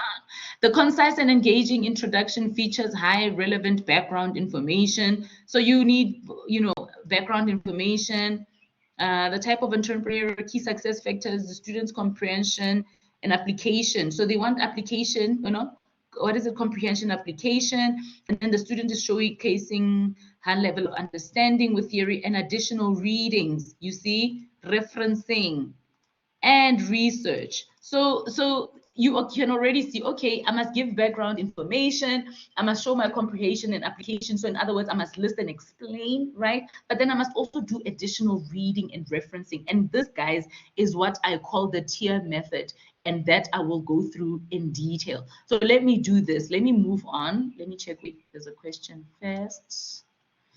Guess we'll learn the hard way, just too much information all at once. I'm so sorry for that. Some of it, the first time studying at higher institutions, so you understand the stuff and get confused at the same time. Yeah, it's okay, Des, I get you. And my hint to you, refer to the YouTube channel, okay, with all of these recordings. I think, yeah, it will help you to, yeah, to kind of navigate through everything. You can always go back to these recordings. So let's get to the practical element of it, guys. And I wanted to show you guys how to approach an assignment using the tier method. And this is something that I developed myself. You cannot be able to search or Google the tier method. If you Google the tier method, there will not be such a thing that appears, because it's something that I developed. I must actually copyright it.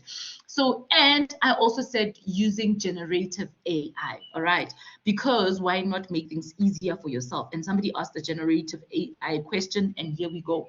So when I approached this, I was having a discussion with one of the lecturers, Paula Hall. You guys might know her. And we were basically having a discussion on what is it that students must, and I think hers is, she calls it the Terra method, right? Because we were having a discussion of how is it that students are supposed to answer questions when it comes to theory, right? And the first thing is that you need to list the theory from your prescribed textbook. So if there's a question that's been asked, what does the theory say? You know, like if we're talking about the factors of production, right? And I know you guys just do this in business management. The factors of production are land, labor, capital, and I can't remember what else, right? You will list them. You will say the factors of production are land, labor, da, da, da, da, da. Then you have to explain it in your own words. But now remember, when you explain it, and we've done this last week, when you explain it and where you get your answers from will be from a textbook, right? So you will have to explain it, getting the answers from your textbook, but paraphrasing it in your own words and referencing. But now in this second step, you may use generative AI to assist you. And I will also go through how you do that, okay? Then the third thing is that you will get an example. So you will say labor is what, right? You paraphrase it and you reference it. For instance, labor is the people that you hire. I need, for my business, I need a person who's going to be on the cashier. I need somebody who's going to iron, you know, depending on whatever your business is. Provide an additional resource. Then you can make an example. If, let's say, I was talking about ironing, I don't know, maybe I have a fashion business, you can make another example of another fashion business. For example, in David Tlale, who's a renowned South African, what, he needs labor for what. You get what I mean? So that's what they mean. And I've already discussed this. But what I want to focus is here on how to use generative AI to do your assessments. Maybe an example that relates to you, because I have an ask task that I have to complete, and it's talking about me purchasing a car. So must it be something that is relatable to me, or it could be just anything? If they're asking you to purchase a car, it's relatable to you. But then what you can do then is, for instance, you can say, you can Google, right? Remember, this is now you trying to find an additional resource, right? You can say how to purchase a car. And then you see Avis Car Hire. I would trust that website, right? And then you would say Avis, they advise the best way to buy your first vehicle. You see what I mean? Yes. Does that make sense? Yes. Yes, ma'am. So yes, relate to yourself, because remember when I discussed the tier method, right? I say you explain it in your own words. So you will say, when I buy a car, the what, because remember you're referring to your textbook, right? Yes. According to the textbook, da. But then when you provide an additional resource, that's when you will say Avis Car Hire. According to Avis Car Hire, they recommend that this and that and that and that and that. So you always have to bring it. Yeah, you don't get the answers inside your head and then that's it. So how to use generative AI? Number one, you source the answer from a legitimate academic source, right? So in other words, you get your answer from the prescribed textbook. And then you generate a paraphrased answer using generative AI. My favorite is ChatGPT. Then you review, rewrite, and rework. And this is that sentence that I highlighted. They say review, rewrite, and rework the answer. So in other words, whatever ChatGPT is going to give you, that answer, remember, if somebody else is using ChatGPT and they're Googling the same question or they're giving the same answer, ChatGPT is going to give them, those two people, the same answer. But because you're going to review, rewrite, and rework the answer, that means you are paraphrasing it and therefore avoiding plagiarism. So if you just take the answer from the generative AI and copy and paste, you are plagiarizing, right? But if you paraphrase it, then you make sure that it is now in your own words. So let's do this. Finalize your answer and then reference your source and then include a disclaimer. And this is my thing, guys. Always include a disclaimer at the end of your assignment on how you use generative AI to assist you in generating your answer. So in your disclaimer, you will say, I use ChatGPT for paraphrasing. I used it to paraphrase the answers from the textbook, and then I would paraphrase from ChatGPT just so that I can avoid copying and pasting. So like if I make an example here, right? We said define corporate entrepreneurship, and this answer is from your textbook, right? Corporate entrepreneurship, da da da da da. This answer is literally from the textbook, okay? Then what you will do is you will go to your generative AI tool. Mine, like I said, I like ChatGPT. The reason why I like ChatGPT is because it's a little bit old. It's from 2022. I think the last time it was updated was 2022. So this 3.5, I like it because I don't know, I feel safer. I feel like ChatGPT, guys, I don't know if you guys have seen that. Is it Incident? There's a movie with, what's that? I'm gonna Google it because I'm that girl. The movie with what's that guy? Who's the guy who does that movie Pirates of the Caribbean? Johnny Depp on AI taking over.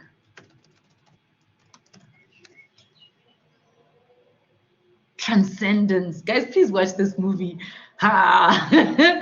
This movie, yo, guys. So basically what they were doing is they developed an artificial intelligence like tool, right? And then they kept feeding it, right? The same way with ChatGPT. With ChatGPT, you're going to give it your answers, right? Like, for instance, you're going to copy and paste this answer, and then you're going to include it in ChatGPT. So what ChatGPT is, this answer becomes part of its, what do you call it, database. And then it will be able to regurgitate it to somebody else. But just watch Transcendence, you'll know what I'm talking about. Okay, so how do you use ChatGPT or one of these AI generating tools? Number one, you will ask it to paraphrase. Please paraphrase the below, right? And then it will say to you, oh, certainly, please provide the text. Then you're going to insert your text, right? And then it says corporate entrepreneurship, also a known area. So now let me copy and paste the original. And let me use a new Word document.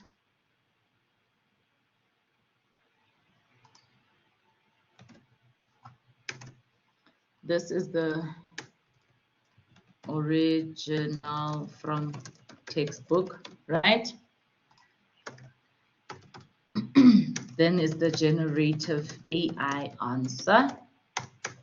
So you're going to take your generative AI answer, corporate generative copy, and then when you paste it, please make sure you right click and say keep text only, because for people that just paste, okay, it's not doing it now, but yeah, sometimes it shows you that you copied and pasted from generative AI. So guys, please be careful. Hey, be careful. I'm kind of like leading you guys to go drink water from a crocodile river.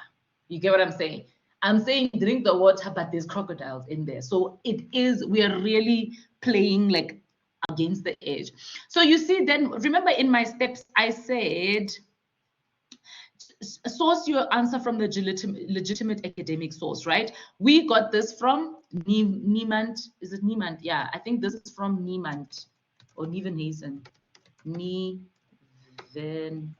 I hope I spelled it right. And it's a 2019 book, right? This is where we got it. Then this one, we got it from ChatGPT. But now step 3 says, review, rewrite, and rework the AI generated answer. Okay, and this is the secret. This is the most important step. because without this, you can still get into trouble for plagiarism, guys. So how you do it is, there they've got you the answer. Now you read it, right? Revise, rework, and review, right?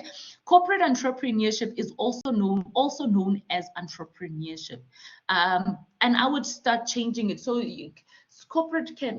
entrepreneurship is also referred to. You see, now you're changing it, right? Is also referred to as intrapreneurship, right? Then I would include a full stop, and then I would say corporate entrepreneurship entails, or I would change that and say involves, the creation of new ventures, the creation of new organizations within an existing large corporation, within an existing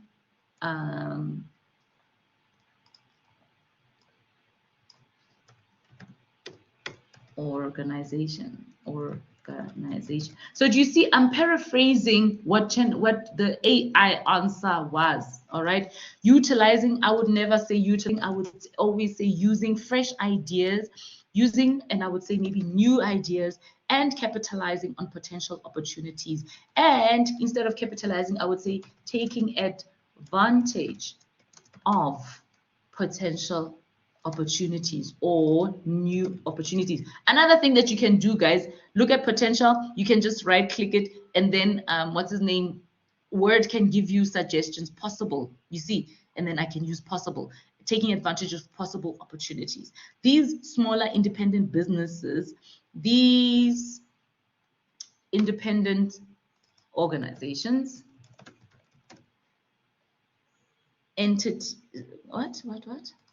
these smaller independent business entities, these smaller, and I wouldn't say smaller, independent business entities leverage these new independent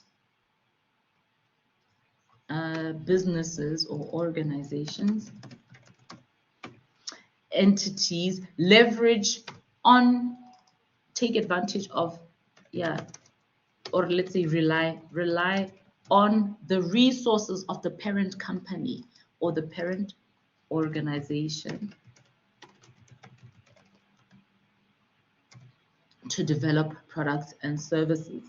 You see, so something like, you see, to develop products and services, remember I never changed it, right? So it's going to show as a similarity, but I've tried for the most part to change the answer. So, and I don't have okay, let me paste it again. I'm going to copy this again, and then we're going to paste it on our document just to see. And then this one is the rework, revise, and rewrite, right? So corporate entrepreneurship, you see, also known as entrepreneurship, is also referred to as entrepreneurship. Do you see how I've changed it, guys? And that is the secret. Then what you're going to do is you're going to take your answer, finalize your answer, and reference your source. But who are you going to reference? You are going to reference Nieuwenhuizen, because you got your answer from Nieuwenhuizen in 2019. All you did was you used ChatGPT to assist you with paraphrasing. But then after paraphrasing from ChatGPT, you also reworked, revised, and rewrote your answer, right? And then lastly, include a disclaimer. So in your disclaimer, you will say, disclaimer, please note that I used ChatGPT to assist with referencing. I would go a sentence beyond and say, I have adhered to the terms and conditions of the honesty declaration and have reworked, revised, and reworked. Reworked, revised, and rewrote, revised, and rewrote my answers. So you will just basically say that, and that will let a lecturer know, you know, the students, you really tried their best, revised, and this is what you're supposed to do, because even in the disclaimer it says that that's what you need to do. And that's it, guys. So I wanted to give you guys an opportunity to like do this yourself. Yeah, to approach an assignment using the tier method, but we are kind of out of time. We've got 5 minutes left. My question is, do you guys want to do the example? Because if you do, then I want you guys, I had a live document that I arranged, right? And in this live document, what we were going to do is practice the tier method and using the generative AI, right? So we would say, you know, the question here is choose any business that you prefer and discuss the business environments of the entrepreneurial venture. And then this includes the macro, and the micro environment. And this was just going to be you guys kind of like doing the example yourselves. And then I just check, are you guys good at paraphrasing? Are you guys good at rework, revising, and what. But there's only 5 minutes left. And I feel like I've taken up so much time of your time in the previous sessions. I'm tempted to call it a day, but if you guys want to continue, please let me know with a yes. For those of you who would love to go ahead and do this example, please tell me with a yes. If you guys want to call it a day, I'm happy to call it a day too, because I've been talking this whole session. So what do you guys want to do? Do you guys want to continue with the example? Or do you guys want to call it a day? You can reply with example if you want to continue. If you want to call it a day, say day. So is it example?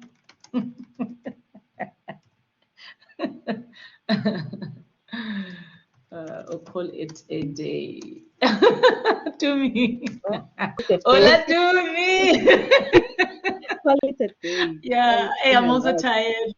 I also have to process everything for today. It's been a lot. My brain is fried. I'm so sorry, guys. But is the template available for download just for, I don't know, using it, I guess? Which template? The example one, the document. The live document. Yes. Okay, what I can do is, let me see. Desktop SCP week 4.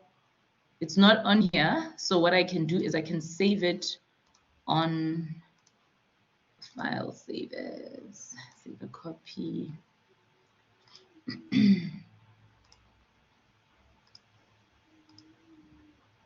No, actually I want the desktop. So I've included it in the week 4 folder. So if you guys want the week 4 folder,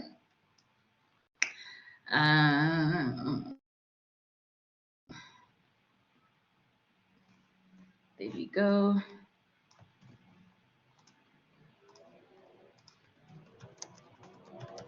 Yeah, I'm sorry for how overwhelming this was, guys. Yo, week 4 folder. Then you guys can access everything on this document.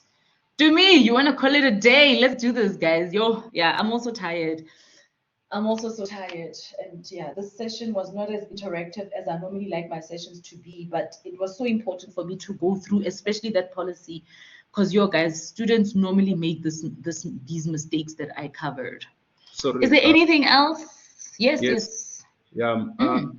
Can you please repeat exactly where do you put that disclaimer after you've paraphrased? Like in your assignment. So if we go to the template, assignment template, I would go to like maybe annexures or like after the reference list, you know what I mean? Or even as a footnote, you know what I mean? Disclaimer, like it's really up to you, but just make sure that it's somewhere where a lecturer will be able to see it. So because remember, we go through the whole document when we sign anyway. We don't stop until we get to the last page. So maybe at the end of the last page at the bottom, you can put it there.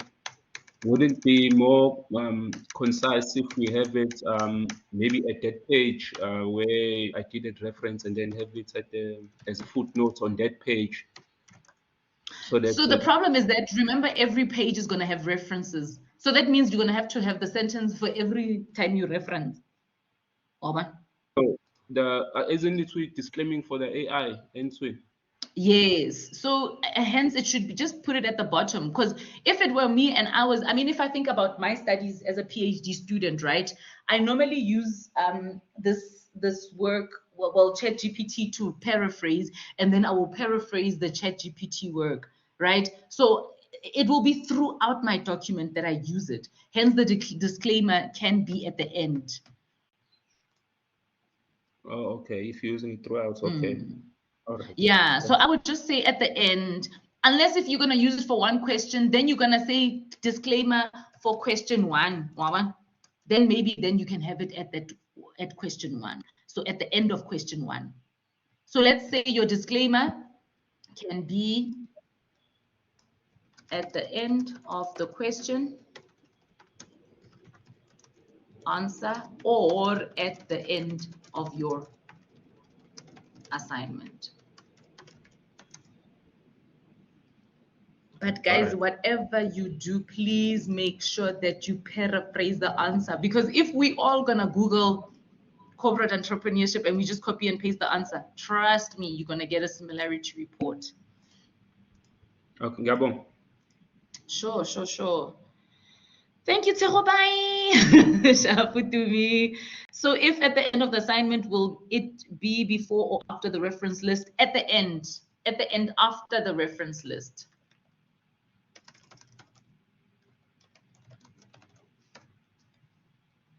Last page.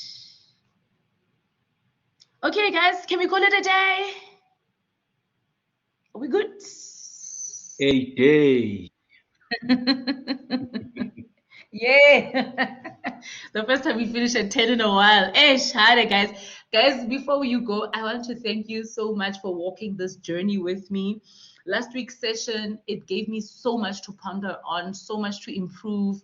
And even this week's, man, like, you know, I will obviously be reworking these things. And if I call in another session, maybe 3 weeks or 5 weeks from now, please be as generous as you are with, no, wait, Shaluko, there is a survey. Oh my gosh, yes, sorry.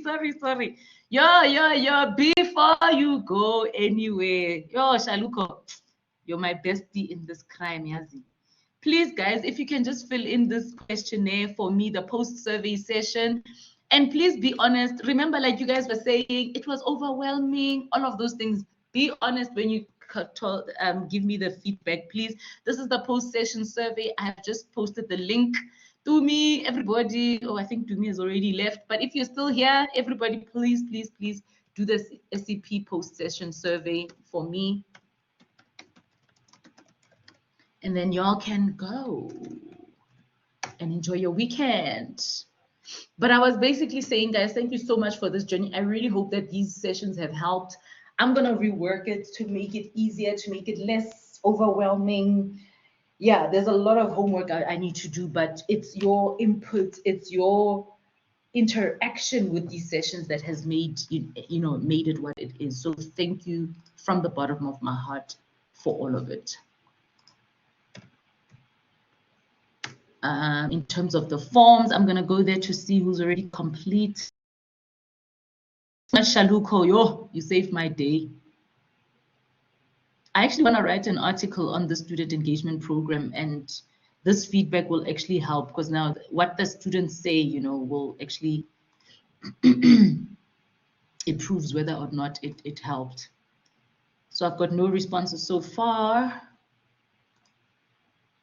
And there's still, 7 of you guys in here. Siamo Shaluko, Ritesh, I've never seen your name before. Welcome. Pamela Hector. Pamela, I also don't think I've seen you before. Minentle, you are my regular customer. And Hajir. Oh, they've all left. So whoever can still participate and do the survey, much appreciated, guys. Even if it's 3 responses. No, as many responses as possible, please.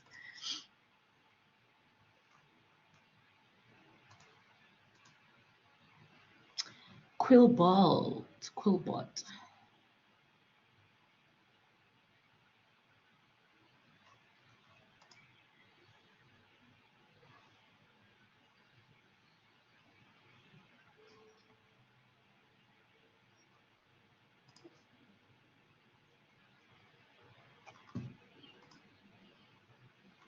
Still no responses. Organa, this one might be a bit longer.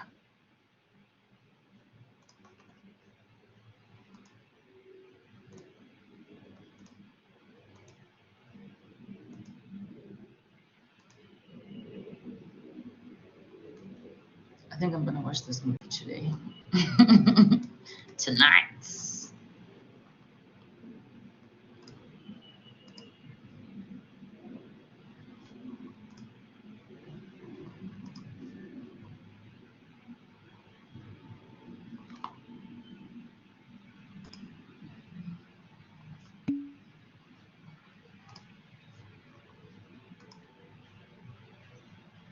Downloading it. What transcendence? Is it the movie? Are you downloading the movie? Des, you should be busy with my survey. When are you busy downloading movies here? You're gonna enjoy it. It's basically, yo, guys, I swear we're gonna be living in these times. That's why I'm so scared of ChatGPT, and that's why I only use the 3.5 one, because it's stuck in 2022. You know what I mean? So anything that, and guys, be careful what you put in. Do not put in things like your copywritten work. You know, sometimes you want to develop, like, this stuff that I'm busy trying to develop. Like, for instance, with my PhD, I'm working on my thesis, right? I am careful not to insert my own wording inside it. Always start with it paraphrasing for you, and then you paraphrasing it, because otherwise, yeah, it's just some scary stuff. Guys, I'm struggling with the responses. Please, please, please. I'm a response. Post survey feedback, as I believe.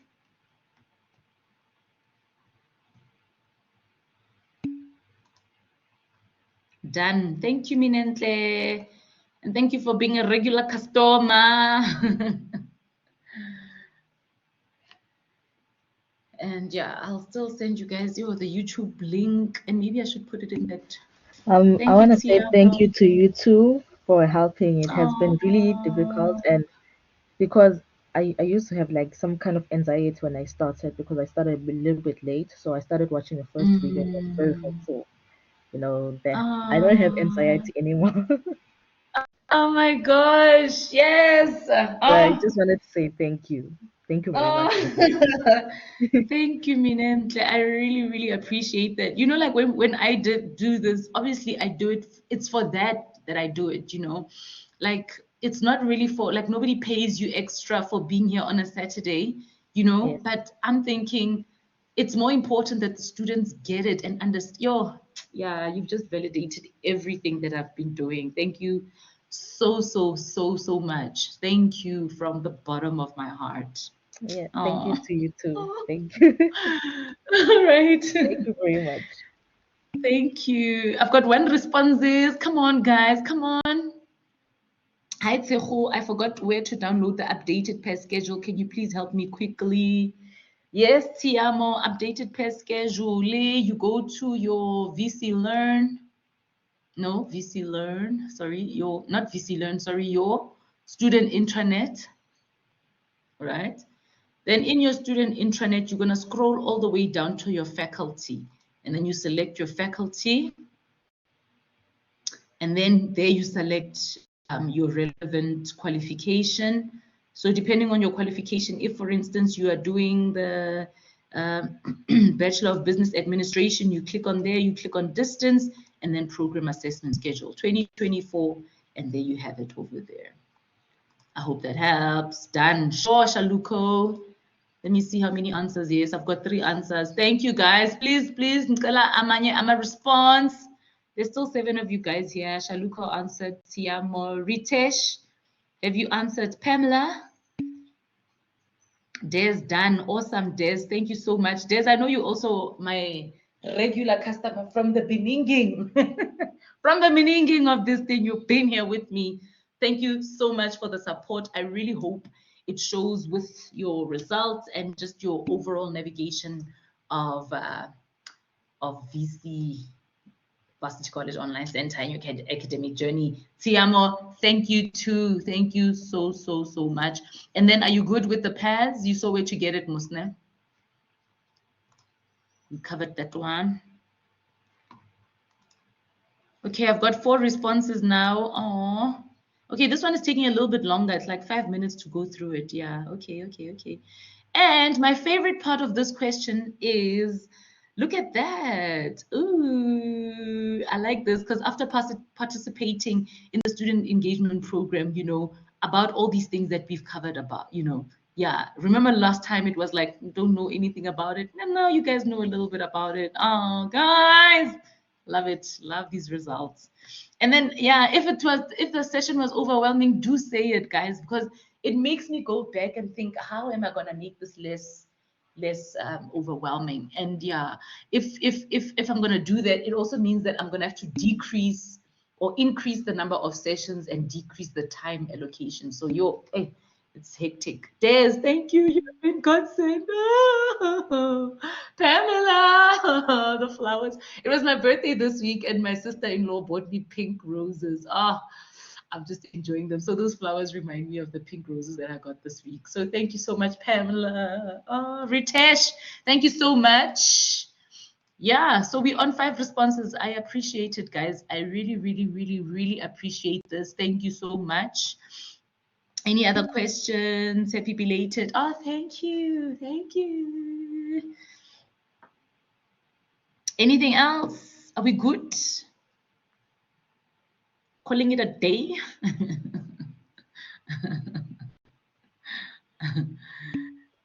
We good. Thank you, Minentle.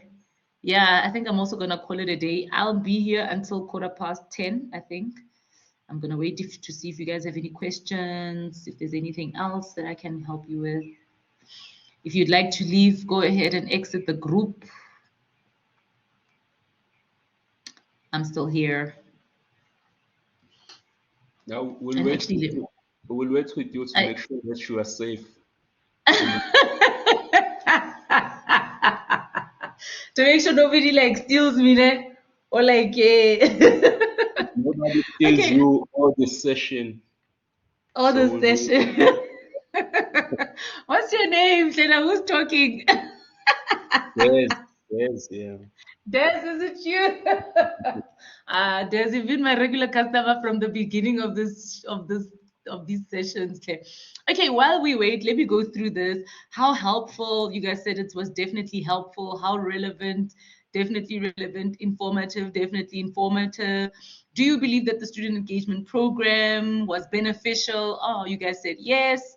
And then after participating, how knowledgeable are you guys on these aspects? And I've already gone through this one, and it was the knowledge of these things for me, you know, and a majority of you guys saying, at least I know enough about it, you know? Yeah, and some of you even saying a lot about it. Man, guys, thank you so much. This one just shows me that I was on the right trajectory. And then which one is still problem? Yeah, safer sign. Yeah, I see. Yeah, you guys are still like doubtful about safer sign. And then mostly this assessment criteria document. Yeah, because it was a lot that I went through. I did overwhelm you guys, and I'm sorry about that. More confident about completing your assignments. Definitely more confident. I love that. More confident about answering your questions. Yeah, the majority saying yes and one saying maybe. Even the maybe is much appreciated. And then more confident about using the assignment template. I like that. And then more confident about using the tier method. Yay! And this is my development. Guys, please go ahead and use the tier method for your whole academic career. Trust me.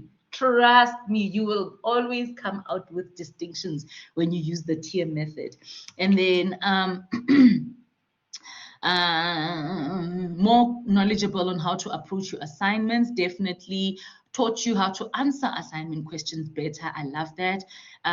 Will contribute to making you definitely, I like that. What aspect of the student engagement program or how much was most beneficial to you? Clarity on safer sign. Okay, this sounds like a Minentle answer. How to submit correctly. Oh, like that AI disclaimer. Love that. Assignment template, not applicable. All right. And then what aspects needs improvement? Nothing for now. Time allocation. Yeah, my guy. Time yang bulala, man.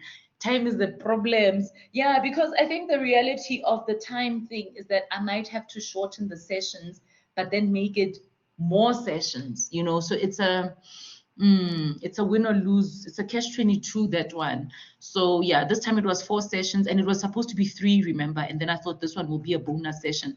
But yeah, if I have to make it maybe 7 sessions, 8 shorter sessions, maybe we can look at doing that. But I will definitely think about it and I will definitely consult you guys, and then we can definitely look at a better approach of approaching these, a better approach to these sessions. And then major improvement, yeah, we said time allocation. How much would you recommend to the students? Definitely I would recommend. Is there anything else that you would like to share? No, now it is up to us students to take this information and use it to the best of our ability. Oh, I want to cry when I see this. Oh, this is so awesome. Because really, guys, the responsibility is on you guys. And like I was doing, just to give you guys the information, and it's so right, you are so right, that it's now up to you guys to use this information. It helps at a lot. I think it was us. It helps us a lot in understanding what is required for our assignments. Thank you so much for that. I'm glad it could make a difference in your life. And then are you aware that this is the last session? No, my peeps, or you want forever sessions of the student engagement program? Listen, there'll be more coming up because, like I said, I've got a lot of homework to do, a lot of rethinking, and I know there's definitely one that I'm going to do before the exams, just so that we give you guys a refresher, especially on these technicalities. Yeah, so definitely this will not be the last of these. As much as I said, are you aware it's the last one? But maybe then that one will call it something else. And then would you be interested in future student support sessions? A lot of you guys saying maybe, and that is much appreciated. A pre-exam session, yes, Tiamo, I'm definitely doing a pre-exam session, and maybe even a little bit more like the last one that we did last week, that referencing one. That one, in Shapile Tunili, man. So I really want to rework that one. So I don't know with how much time I've got, but if I can do it this semester, I'll definitely do it this semester. If not, definitely in this year still, I'm definitely going to improve on it. So thank you so much, guys. The time is even beyond quarter past. Let me let you guys go. Des, thank you so much for, what is it, taking care of me, keeping me safe. Thank you so much for watching the AI gods. Shaluka, you also one of my regular customers. Thank you for these sessions. They are really helpful. Hoping for more sessions. There will definitely be more sessions, Shaluka, even if it's just maybe revising and reworking what we've already done. Like I said, that one that we did last week on referencing, I really need to go home and improve that one. Even today's, man. Today's was it was information heavy, so I also need to go look and see how I'm going to do it. Thank you guys so very much. This journey that you have walked with me has really made me who I am. Like I said, I think it was in after the first session that we had, and then I think it was the Monday where I looked at the feedback that you guys gave me. I was like, what? Am I onto something here? And it has actually inspired me to go and write articles, because we do have research input as lecturers or as permanent staff.